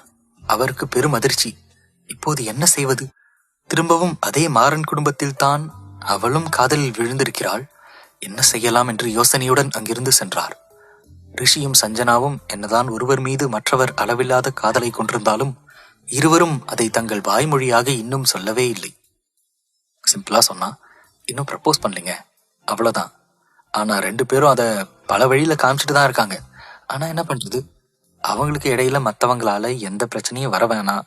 2 பேருக்கும் இருக்கிற பொசசிவ்னஸே அவங்களுக்குள்ள அடுத்த பிரச்சனையை கொண்டு வரும். நாட்கள் இப்படியே நகர்ந்து கொண்டிருந்தது. சஞ்சனா சுரேஷிடம் பேசவில்லை என்றாலும் சுரேஷை தவிர்த்து மாறன், ராகவ், ரமேஷ், அமிர்தாவுடன் எல்லாம் இயல்பாக பழக ஆரம்பித்திருந்தாள். சுரேஷிடம் அப்பா என்று அழைத்து இன்னும் அவள் பழகவில்லை. மாறன் கம்பெனியிலேயேதான் வேலைக்கு சென்று கொண்டிருந்தாள். ரிஷியும் சஞ்சனாவின் விருப்பப்படியே விட்டுவிட்டான். அவள் என்ன செய்ய நினைக்கிறாளோ செய்யட்டும் என்று. மறந்தும் கூட தன் கம்பெனிக்கு அவளை அழைக்கவே இல்லை. சஞ்சனாவிற்கு அப்பப்போ தோன்றும் அவனுக்கு தன் மீது கோபம் இருக்கிறதோ என்று. அதித்தி ரிஷி பேலஸிலிருந்து போய்விட்டாள். ரிஷி திரும்பவும் இங்கே வருவதாக அவளுக்கு தெரியவில்லை. ஆனால் ரிஷியை விடுவதாகவும் தெரியவில்லை. வேறு வழியில் முயற்சிக்க வேண்டும் என்று அங்கிருந்து வெளியேறியிருந்தாள். அவளை பற்றி அறிந்து கொண்ட ஸ்ரீராம் அவளிடம் பேச்சுவார்த்தை நடத்தினான். விக்ராந்த் மிருதுல்லாவின் போட்டோஸ் மிகப்பெரிய அளவில் வைரலாகி அவர்களுக்குள் இருந்த ரிலேஷன்ஷிப்பை வெளி உலகம் அறியும்படி செய்திருந்தான் ரிஷி. அன்று அந்த ரெஸ்டாரண்டில் இருந்து சஞ்சனாவை அழைத்து வந்த பிறகு அவன் செய்த முதல் வேலை இதுதான். அதுவும் இல்லாமல் மிருதுல்லா விக்ராந்திடம் கன்சீவாக இருப்பதாக பொய் கூறியிருந்தாள். அதனால் அவர்களின் திருமணத்தை கூடிய விரைவில் சீக்கிரம் முடிக்க வேண்டும் என்று தாமோதரனும் மதிவானியும் விக்ராந்தை அவசரப்படுத்த வேறு வழியின்றி திருமணத்தை விக்ராந்த் கூடிய விரைவில் செய்ய திட்டமிட்டான். அதுவும் இல்லாமல் அந்த போட்டோவினால் இருவர் மானமும் கப்பலேறி கொண்டிருந்தது. ஒரு வழியாக அவர்களின் திருமணத்தை நடத்த இன்று ரிசப்ஷன், நாளை திருமணம். அந்த ரிசப்ஷனிற்கு சஞ்சனாவும் வீட்டு பெண்ணாக தாமோதரன் அழைத்திருந்தார். என்னதான் அவள் மீது அவருக்கு நிறைய கோபங்கள் இருந்தாலும் இந்த வீட்டில் வளர்ந்தவள். அனைவரும் அவளை மிருதுலாவின் அக்கா என்றுதான் அறிந்தார்கள். அதுவும் இல்லாமல் தற்போது அவள் ரிஷியின் மனைவி. அந்த சொந்த லாபத்திற்காகவும் அவர் அவளை அழைத்திருந்தார். ரிஷி அவனுடைய ஆபீஸிற்கு தயாராகி கொண்டிருந்தான். சஞ்சனா அவனுடைய கோர்ட்டை சரி செய்தபடி அவனுக்கு டை கட்டி கொண்டிருந்தாள். அவளுக்கு எழுந்ததிலிருந்தே உடல் ஏனோ சோர்வாக இருந்தது. தூங்க வேண்டும் போல் இருந்தது. இருந்தாலும் அவள் செய்ய வேண்டிய வேலை நிறைய இருக்க எப்போதும் போல் எழுந்து விட்டாள். ரிஷியும் அவளை அப்படியே மாறன் ஆபீஸில் விட்டுவிட்டு கிளம்புவான். அவள் தயாராகிவிட்டதும் அவனுக்கும் ரெடியாக உதவினாள். ரிஷி, அது ரிஷி. என்னடி, இங்கதானே இருக்கேன். என்னமோ ரொம்ப லாங்ல இருந்து கூப்பிடுற மாதிரி கூப்பிடுற. சஞ்சனா அவன் தோள் மீது தன் கைகளை மாலையாக போட்டுக்கொண்டு, ரிஷி, நான் வந்து என்ன மேடம் பண்ணிட்டு இருக்கீங்க? ஏதோ கேட்கதானே இந்த கொஞ்சல்லாம். என்ன விஷயம் என்று கேட்க அவள் அமைதியாக ஆச்சரியமாக அவனை பார்த்தாள். என்னடி, விக்ராந்த் மிருதுல்லா ரிசப்ஷன் போகணுமா? அது ஆமாங்க, இன்வைட் பண்ணியிருக்காங்களா, போயிட்டு வரலாம். முடியாது என்றான் கோபமாக. இனி நடக்கப் போகும் திருப்பங்கள் என்ன?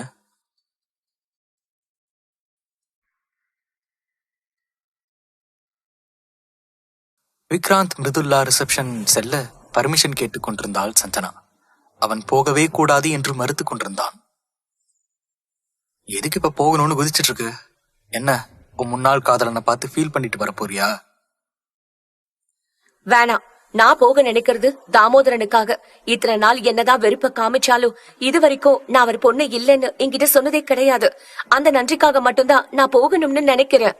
ஏன், இன்னும் யாரையும் சொல்ல விட்டது கூட கிடையாது. அது ஒரே ஒரு காரணத்துக்காக தான். அவர் என் முதல் பொண்ணா உன்னை நினைக்கிறேன், நீ வா அப்படின்னு கூப்பிட்டாரு. அதுக்காக தான் போறேன். மத்தபடி ஒண்ணும் இல்ல. தேவையில்லாம பேசி என்ன டென்ஷன் பண்ணாதீங்க. அவளின் இந்த கோபமாக முகம் அவனுக்கு புதியது. என்ன புதுசா இப்படி கோபம் வருது? கோபப்பட்டிருக்கா? ஆனா இப்படி சிடு சிடுன்னு இருந்தது இல்லையே. What happen to her? அவளை கூர்ந்து பார்த்தான். அவன் எதுவும் சொல்லாமல் அமைதியாக பார்த்து கொண்டிருக்க அவளுக்கு இன்னும் கோபம்தான் வந்தது. இப்ப என்ன, நான் எங்கேயும் போக கூடாதுல்ல? போகல, எங்கேயும் போகல. நீங்க சொல்றத மட்டும்தான் நான் செய்வேன். இங்கேயே இருக்க போதுமா? போங்க, போய் உங்க வேலைய பாருங்க. அவள் கோபமாக சென்று கட்டிலில் அமர்ந்து கொண்டாள். ரிஷிக்கு அவள் இப்படி செய்வதெல்லாம் புதிதாக தெரிந்தது. அதுவும் இல்லாமல் அவள் முகத்தில் தெரிந்த சோர்வு ஏனோ அவனை கொஞ்சம் வருந்துதான் செய்தது. ஆழ பெருமூச்செடுத்து தன்னை அமைதிப்படுத்திக் கொண்டவன் தன் முடியை அழுந்த கோதியபடி அவள் அருகில் வந்து நின்றான். அவளோ முகத்தை திருப்பிக் கொண்டாள். என்ன, அங்க போகணும் அவ்வளவுதானே? சரி போ. ஒன்னும் தேவையில்ல. நீங்க ஒன்னும் முழு மனசோட என்ன அனுப்பல. நீங்களும் வந்தீங்களானா நான் போவேன். அவள் முறைப்பாக சொல்ல அவனுக்கு சிரிப்புதான் வந்தது. சின்ன குழந்தை சாக்லேட் வேண்டும் என்று அடம்பிடிப்பது போல நீ வரணும் என்று அடம்பிடித்துக் கொண்டிருந்தாள் அவள். ரிஷி அவளை கைப்பற்றி எழுப்பி தன் முன் நிறுத்தி அவளை அணைத்தபடி அவள் நெற்றியில் முத்தமிட்டான். கோபமாக இருந்தாலும் கணவனின் இந்த காதல் நிறைந்த முத்தம் அவளுக்கு மிகவும் பிடித்திருந்தது. அவள் நிமிர்ந்து அவன் முகத்தை பார்த்தாள். இங்க பார் சனா, என்னதான் மற்றவங்களுக்காக நீ போனாலும் அந்த ரிசப்ஷன் ஆட்கள் 2 பேருமே பாம்பு. அவங்க உன்னை ஏதாவது பண்ணுவாங்களோன்னு எனக்கு பயமா இருக்கு. அதுவும் அந்த விக்ராந்த் இருக்கானே. அவன் கண்களில் கோபம் அப்பட்டமாக தெரிந்தது. தன் கை முஷ்டிகளை இறுக்க மூடினான். ஏற்கனவே இந்த போட்டோவை எல்லாம் வைரலாக்கி ஒரு எச்சரிக்கை விடுத்துதான் அவனை வெளியே அனுப்பிவிட்டான் ரிஷி. சஞ்சனாவிற்கும் கணவனின் பொசசிவ்னஸ் அவள் அறிந்தது. அவன் தேவையில்லாமல் அதிகம் பொசசிவ் கொள்கிறான் என்று நினைத்தாள். இருந்தாலும் அவனை அதித்தியுடன் பார்க்கும்போது அவளுக்கும் கட்டுக்கடங்காமல் கோபம் வரத்தான் செய்கிறது. அதை புரிந்து, இங்க பாருங்க, நீங்க வாங்க. நீங்க என் கூட வரும் பொழுது என்னை யார் என்ன செய்ய முடியும் சொல்லுங்க. அவள் இப்படி கேட்டதும் அவன் கோபம் கொஞ்சம் தணிந்தது. நீ என்ன பண்ற? உன் ஃப்ரெண்டு ஹர்ஷினி கூட போ. எனக்கு இன்னைக்கு ஒரு முக்கியமான ஃபாரின் கிளையண்ட் இன்வைட் பண்ணணும்.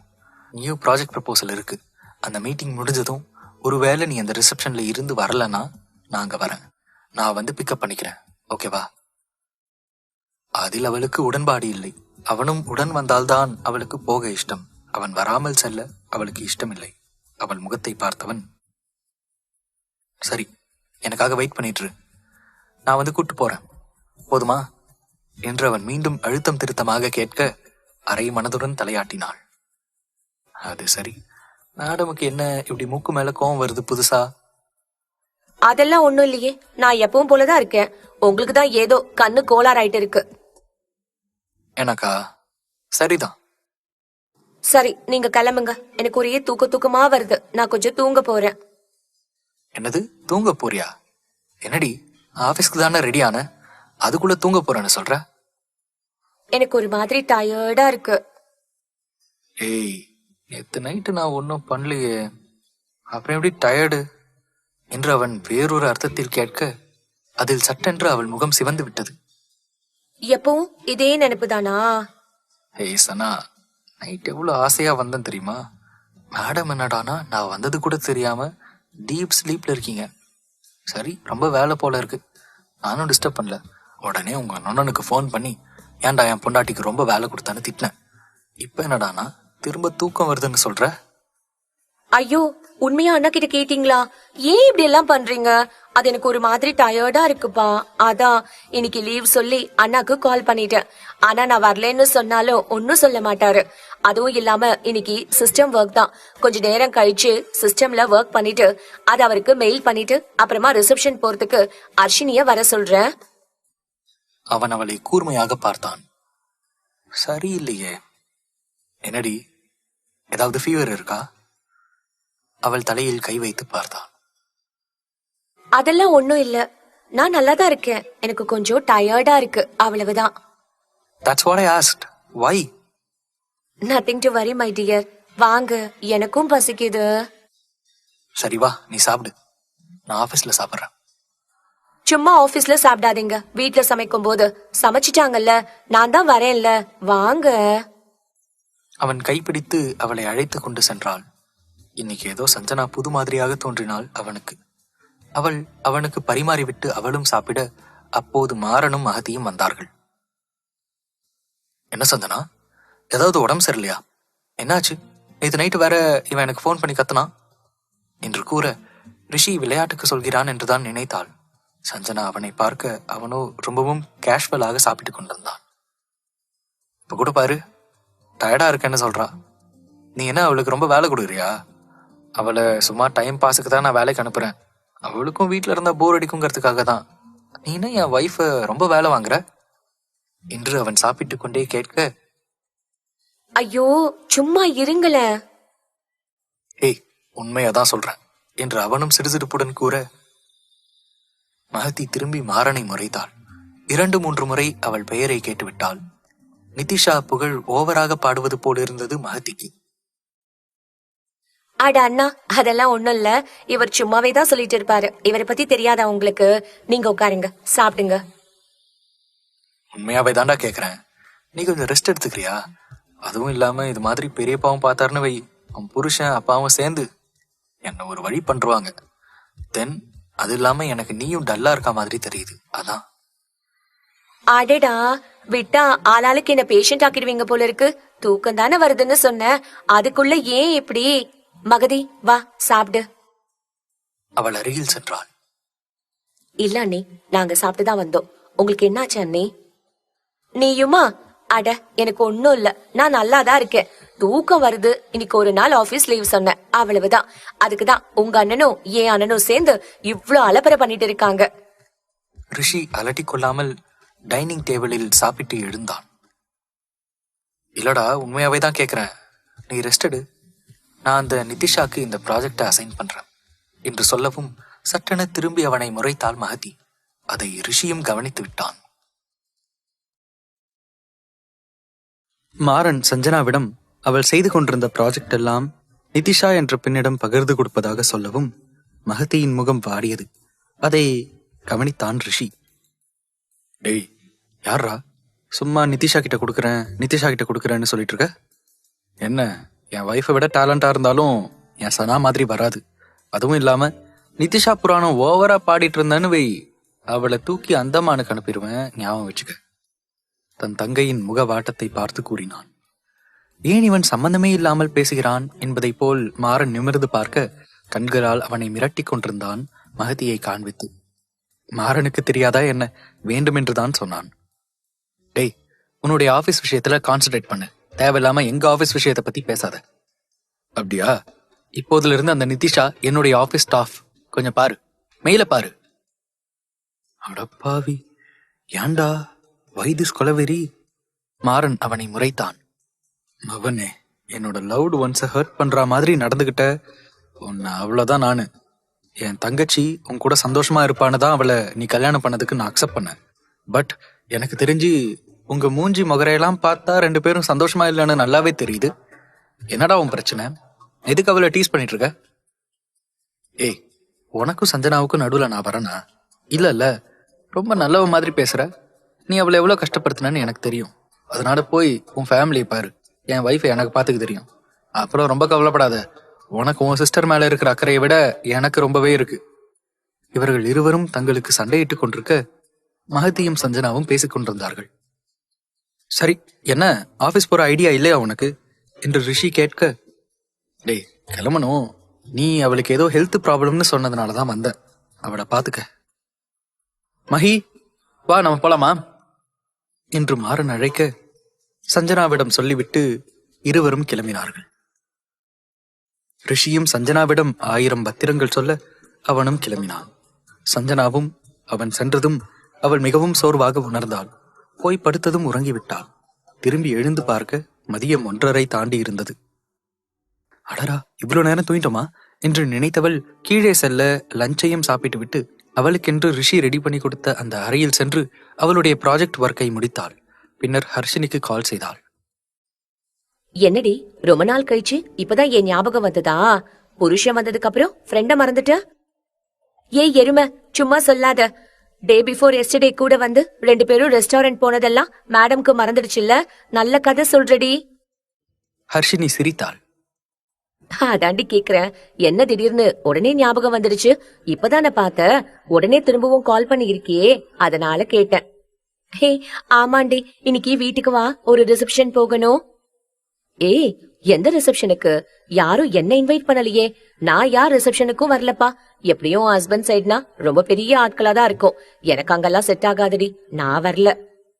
ஏய் லூசு, உளராதடி.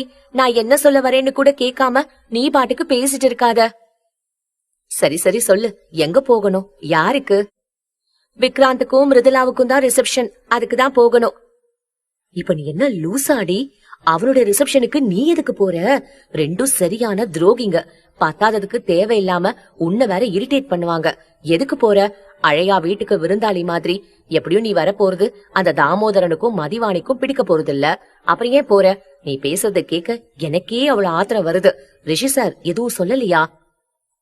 ஏய், ஒரு வழியா இப்பதாண்டி அவரை சமாதானப்படுத்தி இருக்கேன். இப்பதான். நீயும் திரும்பி ஸ்டார்ட் பண்ணிடாத. சீக்கிரம் கிளம்பி வா, போகும்போது எல்லாத்தையும் சொல்றேன். எனக்கு என்னவோ நீ போறது பிடிக்கல, அவ்வளவுதான் சொல்லிட்டேன். இருந்தாலும் உன்னையும் தனியா அனுப்ப எனக்கு இஷ்டம் இல்ல. வந்து தொலைற.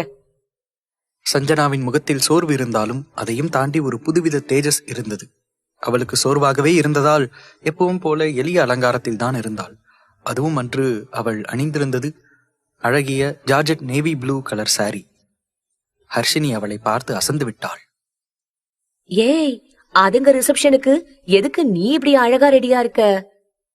உனக்கு கண்ணை ஏதாவது கோளாரா? நான் பெருசா எதுவுமே பண்ணல, சிம்பிளா தான் இருக்கேன். ஒழுங்கா நல்லா பாரு.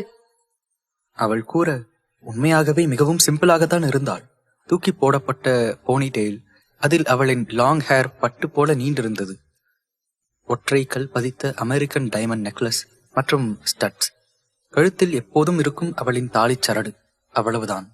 அதற்கே அவள் அவ்வளவு அழகாக இருந்தாள். சரி, உன் முகத்துல ஏதோ ஒரு க்ளோனஸ் இருக்கு. வேற ஏதோ புது ஃபவுண்டேஷன் கிரீம் ஏதாவது போட்டு இருக்கியா? நான் தேவையில்லாம போட மாட்டேன், உனக்கே தெரியும்ல. அப்படியே போட்டாலும் லைட்டா தான் போடுவேன். பட் இன்னைக்கு நான் எதுவுமே போடல. ஜஸ்ட் எப்பவும் போடுற ஃபவுண்டேஷன் மட்டும் தான் போட்டிருக்கேன். அதுவும் ரொம்ப மைல்டா. சரி சரி, வா போயிட்டு சீக்கிரம் வந்துருவோம். ரிஷி அங்க வரேன்னு சொல்லிட்டாரு. அவர் என்ன பிக்கப் பண்ணதும் உனக்கு கார் புக் பண்ணி தரேன். நீ அப்படியே போயிடுடி. ஏண்டி, எப்பவும் இது பசங்க தான் பண்ணுவாங்கன்னு சொல்றாங்க. ஆனா என் விஷயத்துல அப்படியே உல்டாவா இருக்குது. என்னடி ரொம்ப சலிச்சுக்கிற? அப்படி என்னதான் ஆச்சு? பசங்களதான் ஃபிகர் பார்த்த உடனே ஃப்ரெண்ட கழட்டி விடுவாங்கன்னு சொல்லுவாங்க. என் விஷயத்துல இங்க நீ உன் ஹஸ்பண்ட பார்த்த உடனே என்ன கழட்டி விட்ட, அததான் சொன்னேன். இருவரும் சிரித்துக் கொண்டார்கள். ஓஹோ, அது சரி, கதை அப்படி போகுதா? ஆமா, அப்படிதான் போகுது. உனக்கு போகும்போது நானும் இப்படியே கிண்டல் பண்றேன். எனக்கு வாய்க்கும் அடிமையை நான் வைத்து செய்து விடுவேன். பாவண்டி அந்த ஜீவன், யார் பித்த பிள்ளையோ உன்கிட்ட மாட்ட போகுது. இருவரும் சிரித்துக் கொண்டு ரிசப்ஷன் கிளம்பினார்கள். எதுக்குடி இப்போ அந்த ரிசப்ஷனுக்கு போறீங்க? இல்லடி. என்னமோ போ, அதுங்க எல்லாம் சரியான பாம்புங்க. ஏய், ரிஷியும் இப்படிதான் சொன்னாரு, நீயும் அதேதான் சொல்ற. எங்களுக்கு தெரியுது, உனக்கு தான் தெரிய மாட்டேங்குது. திரும்பவும் சொல்றேன், ஜாக்கிரதையா இரு. என்னை விட்டு எங்கேயும் போகாத, கூடவே இரு. எனக்கு இதுல கூட ஏதோ உள்குத்து இருக்குன்னு தோணுது. பாத்து இருக்கணும், புரியுதா? ஓகே ஓகே, வா. இருவரும் காரிலிருந்து இறங்க போக சஞ்சனாவிற்கு தலையை சுற்றி கொண்டு வந்தது. கீழே விழப்போனவள் ஹர்ஷினியை பற்றி பிடித்துக் கொண்டாள். ஏய், என்னாச்சுடி? Are you okay? நேத்துல இருந்து இப்படிதாண்டி இருக்கு. ஒரு மாதிரி ட்ரௌசியாவே இருக்குடி. தூங்கணும் போலவே இருக்கு. ஹர்ஷினியின் மூளையில் மணி அடித்தது. அவள் ஏதோ கேட்க வந்தாள். அதற்குள் தாமோதரன் வந்து அவர்களை வரவேற்றார்.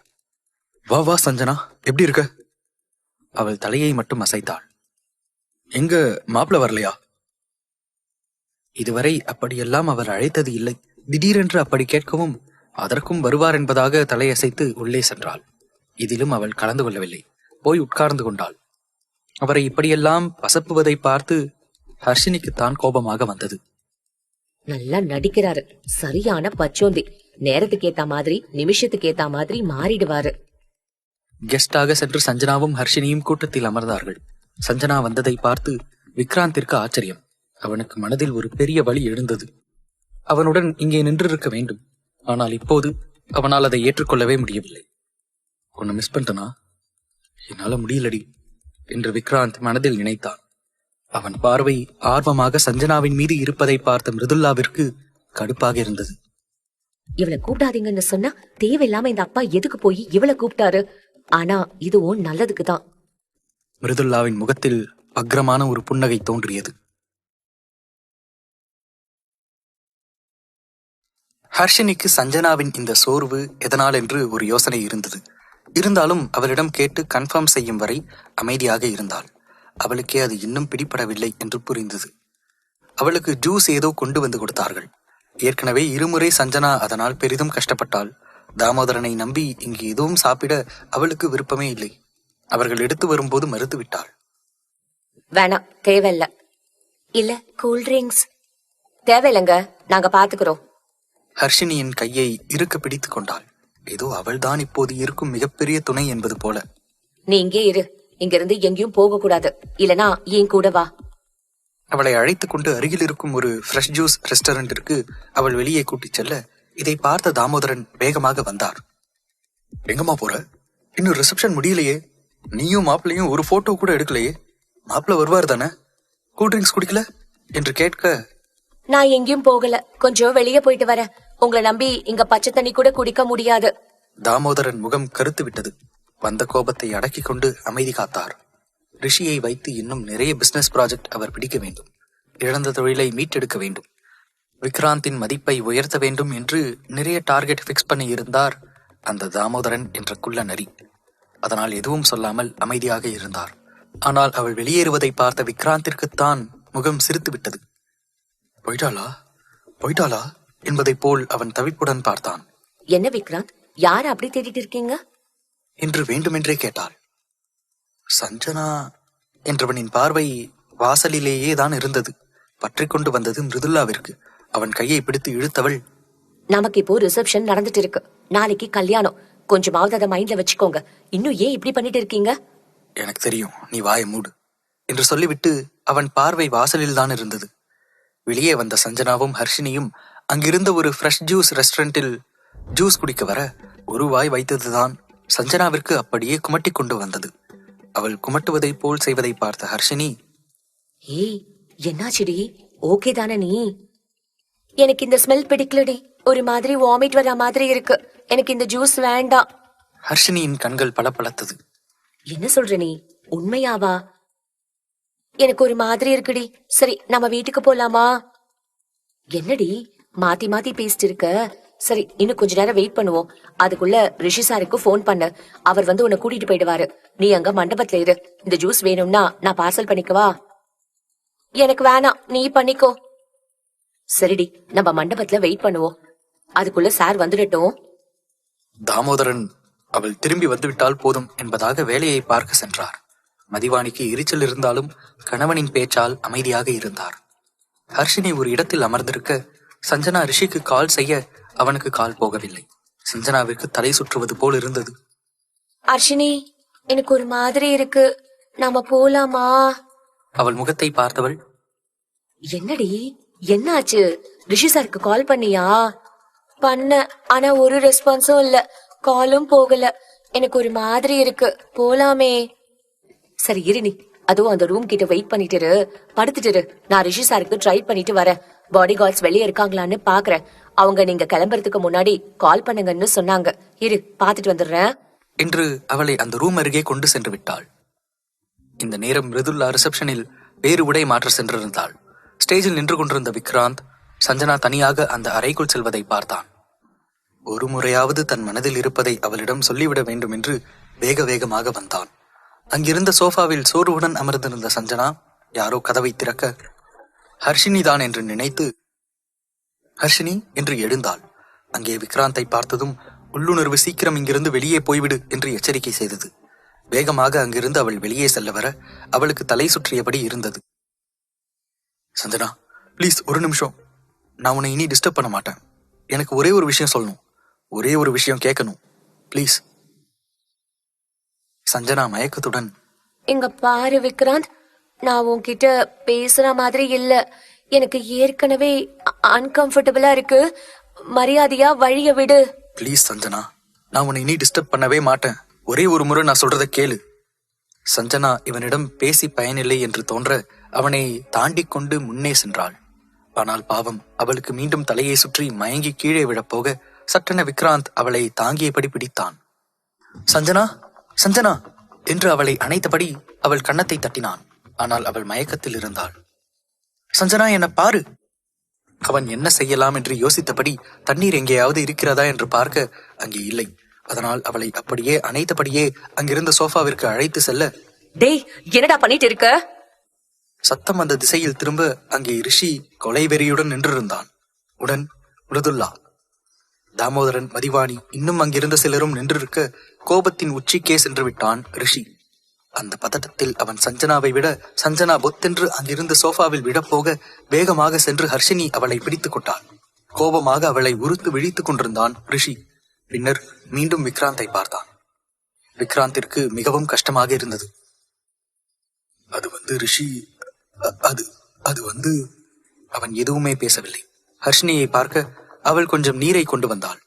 அதை எடுத்து சஞ்சனாவின் முகத்தில் தெளித்ததும் மயக்கம் கலைந்தது சஞ்சனாவிற்கு. அங்கிருந்து அனைவரையும் பார்த்து அவள் விழித்தாள். ரிஷி.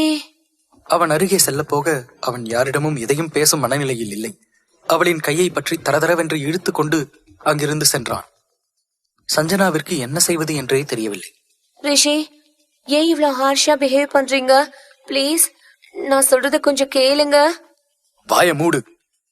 அவளிடம் எதுவும் கேட்கவில்லை. வேகமாக அவளின் கைப்பற்றி தரதரவென்று இழுத்து கொண்டு சென்றான். ஏண்டா, உனக்கு எத்தனை தடவை சொன்னாலும் புத்தி வராதா? விக்ராந்தை திட்டிவிட்டு அங்கிருந்து வெளியேறினான். அவளின் பயமெல்லாம் ரிஷி சஞ்சனாவை என்ன செய்ய போகிறானோ என்றுதான் இருந்தது. வேகமாக அவளை இழுத்து கொண்டு தங்கள் வீட்டிற்குள் வந்தவன் கையை பிடித்துக் கொண்டு கடகடவென்று படியேறினான். தங்கள் அறைக்கு சென்றும் அவன் விடவில்லை. உள்ளே சென்று அவளை அப்படியே நிற்க வைத்து ஷவரை திறந்து விட்டான் அவன். கோபம் கோபம் முழுக்க முழுக்க கோபத்தினால் நிறைந்திருந்தான் ரிஷி. அவன் தொப்பலாக நனைந்து கொண்டு அதிர்ச்சியாக அவனை பார்த்து கொண்டிருந்தாள் சஞ்சனா.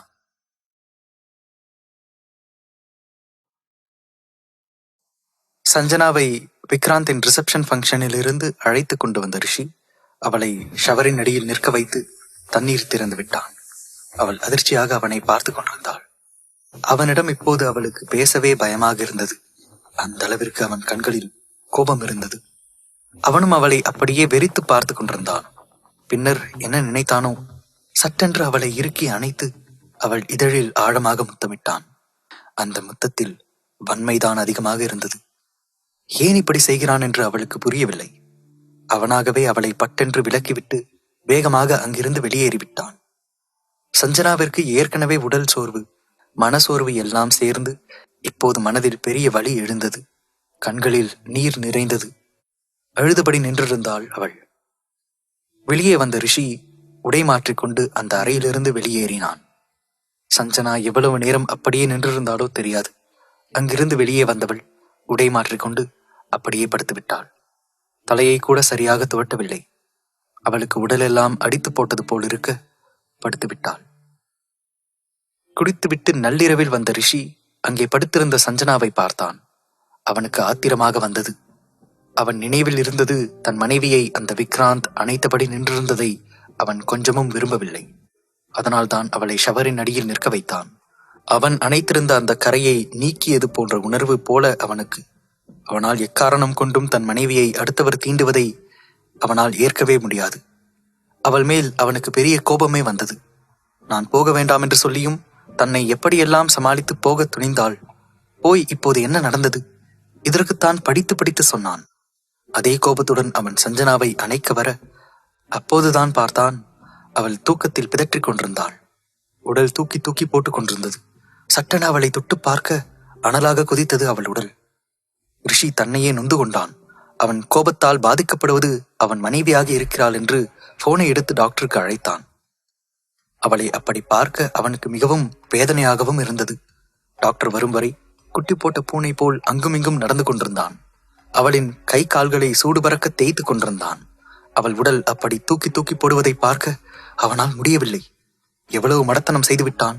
தன்மேலேயே கோபமாக வந்தது அவனுக்கு.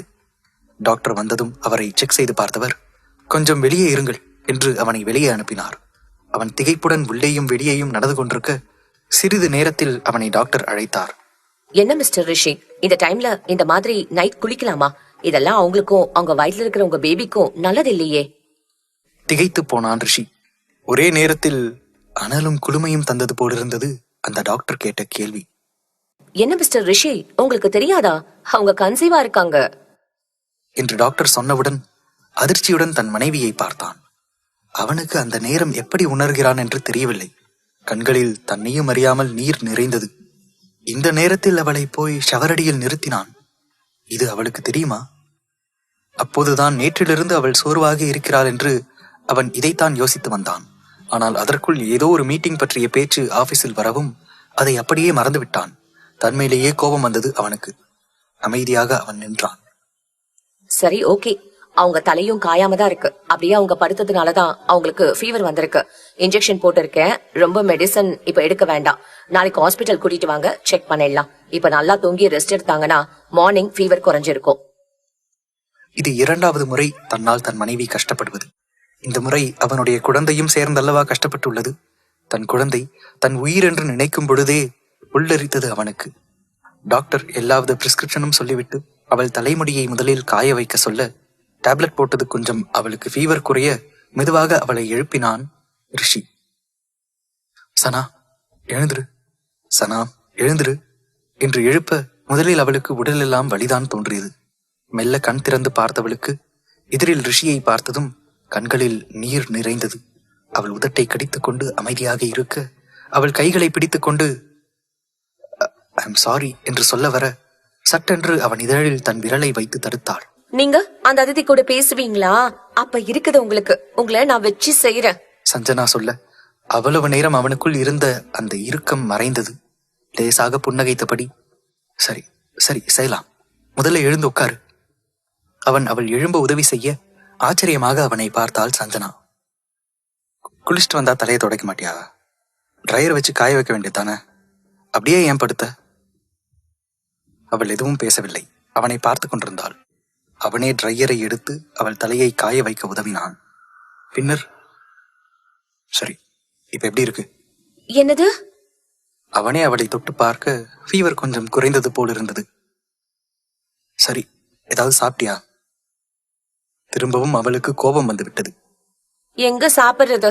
ஃபர்ஸ்ட் ஒரு மாதிரி இருக்குன்னு தான் அர்ஷினி ஜூஸ் குடிக்க கூட்டிட்டு போனா. ஒரே வாமிட் வந்தது. சரின்னு வந்துட்டோம். அங்க போய் ஏதாவது சாப்பிடலான்னு பார்த்தா அதுக்குள்ள என்ன நடந்துச்சுன்னே தெரியல. கண்ணை திறந்து பார்த்தா தர தரன்னு கைய புடிச்சு கூட்டிட்டு வரீங்க. ஏன் இப்படி எல்லாம் பண்றீங்க? நீங்க ரொம்ப மோசம். அவள் பாட்டுக்கு திட்டிக் கொண்டிருக்க அவனுக்கு இப்போதுதான் புரிந்தது அவள் ஏன் ஒரு மாதிரி நடந்து கொள்கிறாள் என்று. தன் மனைவி கன்சீவாக இருப்பதால் அவளுக்கு மூட் ஸ்விங் ஏற்பட்டிருக்கிறது. சம்பந்தமே இல்லாமல் கோபம், சம்பந்தமே இல்லாமல் அழுகை. சரி சரி வா, இனிமே இப்படி நடக்காது. ஓ, இனிமே வேற உங்களுக்கு நடக்கணுமா? அதான் ஏற்கனவே நடந்துருச்சே. அவள் மீண்டும் சினுங்கினாள். சரிடி, அதான் நடக்காதுன்னு சொல்லிட்டேன்ல, என்ன வேணா அடிச்சுக்க. அவன் கன்னத்தை காட்டியபடி நிற்க சட்டென்று அவன் கன்னத்தை கடித்து வைத்தாள் சஞ்சனா. ராட்சசி என்று அவன் கன்னத்தை தேய்த்து கொண்டே அவளை பார்க்க அவளோ சிரித்தாள். தன் மனைவியை ரசித்து பார்த்தான். கோபம் என்பது அவள் மேல் பெரும்பாலும் வராது. அப்படி வருகிறது என்றால் அதற்கு முழுக்க முழுக்க இந்த விக்ராந்த் தான் காரணமாயிருப்பான். இனிமே அவனை நான் விடுறதா இல்ல. ரிஷி, எனக்கு ரொம்ப டயர்டா இருக்கு. அவன் கழுத்தை கட்டிக்கொண்டாள். ஏண்டி இதெல்லாம்? ஏன் இப்படி இருக்குன்னு யோசிச்சியா? அதெல்லாம் தெரியல, எனக்கு இப்போ தூக்கமா வருது. வாங்க தூங்குவோம். இவளே ஒரு குழந்தையா இருக்கா, இவ கூட சேர்ந்து இன்னொரு குழந்தையா? அவனுக்கு மகிழ்ச்சிதான், இரண்டுமே அவன் உயிர்தான். என்ன இப்ப பாரு, மைண்ட் வாய்ஸ்ல பேசுறேன்னு சொல்லுவீங்க. நீங்க என்ன பேசிட்டு இருக்கீங்க? வாங்க தூங்கலாம்.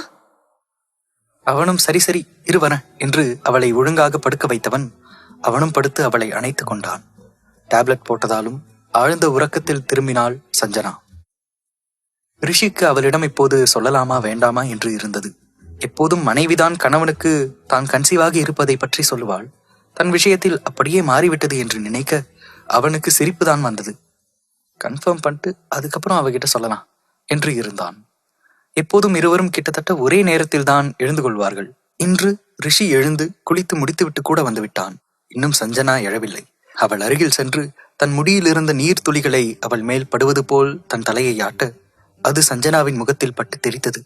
அதில் கண்ணை திறந்தவர் எதிரே ஆண் அழகனாக நின்றிருந்த கணவனை பார்த்தாள்.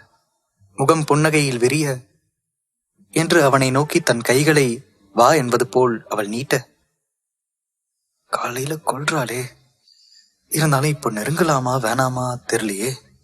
அவனுக்குள் பெரும் தயக்கம். அதுவும் இல்லாமல் அவளுக்கு நேற்று ஃபீவர் ஆகி இருந்தது. ஃபர்ஸ்ட் நீங்க எழுந்துருங்க மேடம், டைம் என்னன்னு பாத்தீங்களா? மணி 8. இன்னும் கொஞ்ச நேரம் ப்ளீஸ், நீங்களும் வந்து என் கூட தூங்குங்களேன். அவள் மீண்டும் அவனை பிடிக்க, ஏய் சனா, நானே ரொம்ப கண்ட்ரோலா நின்னுட்டு இருக்கேன், ஒழுங்கா எழுந்துரு. முடியாது, நான் கொஞ்சம் தூங்கணும். அவள் மீண்டும் உறங்க போனாள். சனா சீக்கிரமா வா, நம்ம போகணும். எங்க போகணும்? வா சொல்றேன், எனக்கு ஃபீவரா இருக்கு. சட்டென்று கண் திறந்தாள் அவள். என்னது உங்களுக்கு ஃபீவரா என்று வேகமாக அவள் எழ அதை பார்த்து சிரித்தான். உனக்கு ஒரு சர்ப்ரைஸ் என்றான்.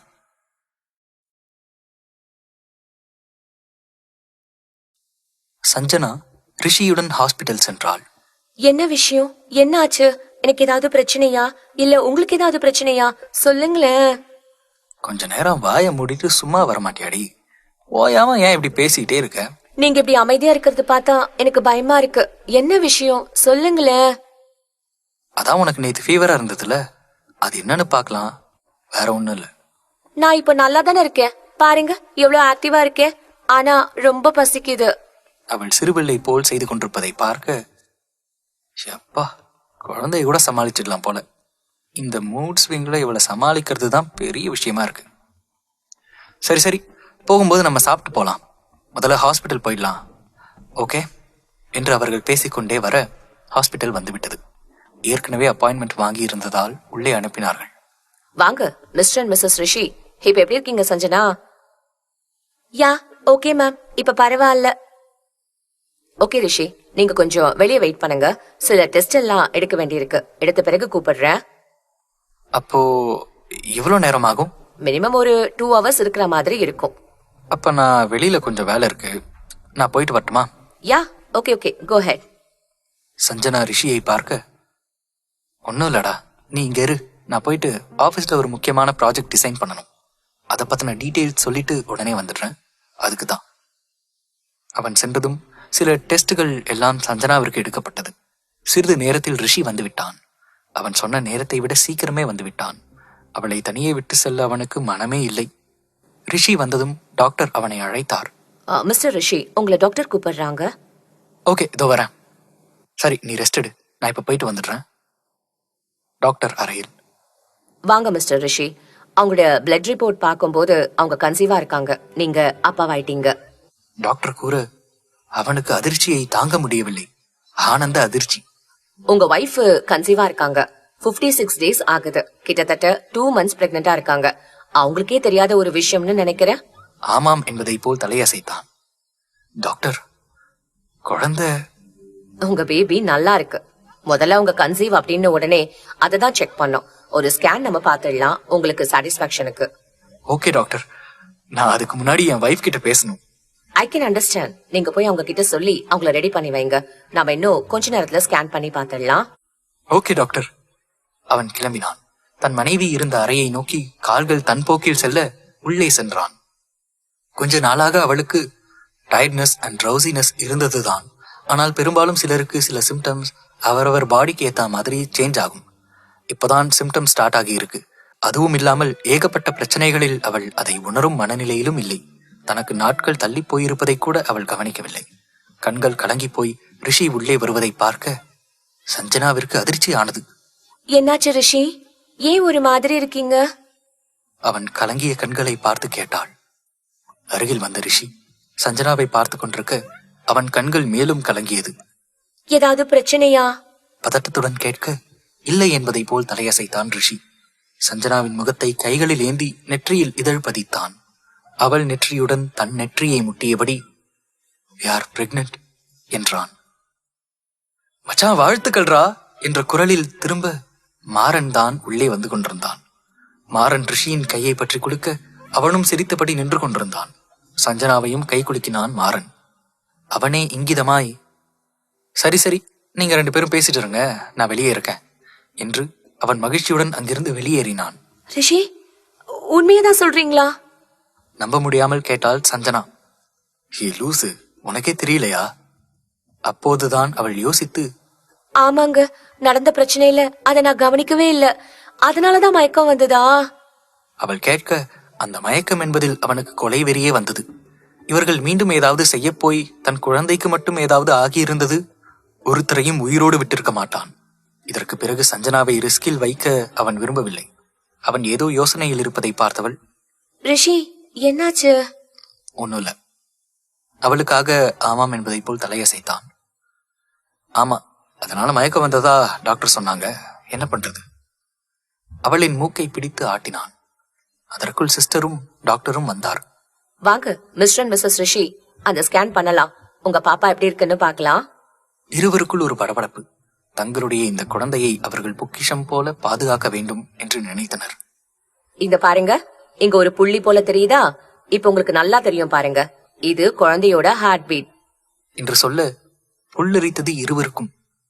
இருவரும் சேர்ந்து அப்படி ஒரு தருணத்தை அனுபவிக்கும் பொழுது எவ்வளவு மகிழ்ச்சியாக இருக்கும். இந்த மகிழ்ச்சிக்கு இணையாய் உலகத்தில் என்ன இருக்கிறது? உங்க பாப்பாவுக்கு எதுவும் ஆகல, நல்லா இருக்கு. இனிமே நீங்க தான் உங்களை பத்திரமா பாத்துக்கணும். இவங்களை நல்லா பாத்துக்கோங்க. சில மெடிசன்ஸ் எல்லாம் எழுதி தர, டயட்டும் ஃபாலோ பண்ணுங்க. அவர் சென்றதும் தன் மனைவியை இருக்க அணைத்துக் கொண்டான் ரிஷி. அவளுக்கு கண்களில் இருந்து தாரை தாரையாக கண்ணீர் வந்து கொண்டிருந்தது. அவள் தலையை வருடி கொடுத்தவன், சனா, இப்படி அழக்கூடாது, ஓகேவா? ரிலாக்ஸா இரு. நீயும் சந்தோஷமா இருந்தாதான் பாப்பாவுக்கு ஹாப்பியா இருக்கும். உங்களை பார்த்துக்க நான் இருக்கேன். அவளும் ஆமோதிப்பதாக தலையசைத்தாள். தன்னையும் அறியாமல் தன் வயிற்றை அவள் தடவ தன் மனைவிக்கு முத்தமிட்டவன், இது மை ஸ்வீட் செல்லக்குட்டிக்கு என்று தன் குழந்தைக்கு ஒரு முத்தமிட்டான் வயிற்றில். மாறனும் அதற்குள் வந்து விட்டான். என்னடா, என்ன சந்தோஷம்தானா? ஹாப்பி. வீட்டுக்கு போலாமா? Sanjana, you better work from home. உனக்கு அதுதான் அசைன் பண்ணிருக்கேன். நீ ஆபீஸ்க்குலாம் வர வேணாம். ஏன்? எதுக்கு? அதுவா, அதான் இப்ப நீ கன்சீவா இருக்கல, அதனாலதான். மாறனிடம் இதை பற்றி இப்போதைக்கு யாருக்கும் தெரிவிக்க வேண்டாம் என்று சொன்னான் ரிஷி. ஏதோ காரணத்துக்காக சொல்கிறான் என்று புரிந்து கொண்டவனும் சரி என்று சம்மதித்தான். அதேபோல் காரில் செல்லும் பொழுது சஞ்சனாவிடமும் இதை இப்போதைக்கு வீட்டுல சொல்ல வேணாம் என்றான். ஏங்க சொல்லலாமே உங்க வீட்ல? பிரச்சனையே அங்கதான்னு சொல்லும்போது அதை சரி செய்யாம தானே வாலண்டியரா போய் மாட்டுவேனா? என்ன செய்யறது? அதனால இப்போதைக்கு யாரிடமும் எதுவும் சொல்ல வேணாம். புரிஞ்சுதா? இருவரும் வீட்டிற்கு செல்ல அங்கே மகதி இருந்தாள். சஞ்சனா, ரிஷி இருவரும் ஒருவரையொருவர் பார்த்து கொண்டார்கள். தான் கன்சீவாக இருப்பதை மாறன் சொல்லிவிட்டானோ, அதனால் வந்திருக்கிறாளோ என்று நினைத்தனர். ஆனால் அவள் முகத்தை பார்த்ததிலிருந்து ஏதோ பிரச்சனை என்று புரிந்தது. இவள் இங்கு வந்திருப்பது மாறனுக்கு தெரியுமா என்பதே சந்தேகம். ரிஷி நேரடியாக விசாரிக்கவும் சஞ்சனாவிற்கே அப்பொழுதுதான் அவள் ஏதோ பிரச்சனையில் வந்திருக்கிறாள் என்று புரிந்தது. இப்பொழுது மகதியின் முகத்தை பார்க்க அழுது அழுது வீங்கி இருந்த கண்கள் நன்றாக தெரிந்தது. அதை உணர்ந்து கொண்டவள் என்ன நடந்தது என்று கேட்க நடந்ததை சுருக்கமாக கூறினாள் மகதி. இதையெல்லாம் கேட்டுக்கொண்டிருந்த சஞ்சனாவிற்கு ஆத்திரமாக வந்தது. இந்த அண்ணா ஏன் இப்படி பண்றாரு? அவர் இப்படி பண்ணுவார்னு நான் கொஞ்சம் கூட எதிர்பார்க்கல. சஞ்சனா என்று அழுத்தமாக அழைத்தான் ரிஷி. எனக்கு என்னமோ மாற தப்பு பண்ணிருக்க மாட்டான் அப்படின்னு தோணுது. எனக்கு என் ஃப்ரெண்டை பத்தி நல்லா தெரியும். இரு பெண்களும் அதிர்ச்சியுடன் அவனை பார்த்தனர். முதல்ல கண்ணால பார்ப்பதும் போய், காதால கேட்பதும் போய், தீர விசாரிப்பதே மெய் அப்படிங்கறத 2 பேரும் கொஞ்சம் மண்டையில ஏத்துங்க. உடனே என்ன ஏதுன்னு விசாரிக்காம தான் பிடிச்ச முயலுக்கு 3 கால்னு நடந்துக்காதீங்க. சற்று கோபமாகவே சொன்னான். இரு பெண்களும் ஆச்சரியமாக அதிர்ச்சியுடன் அவனை பார்த்து கொண்டிருந்தனர்.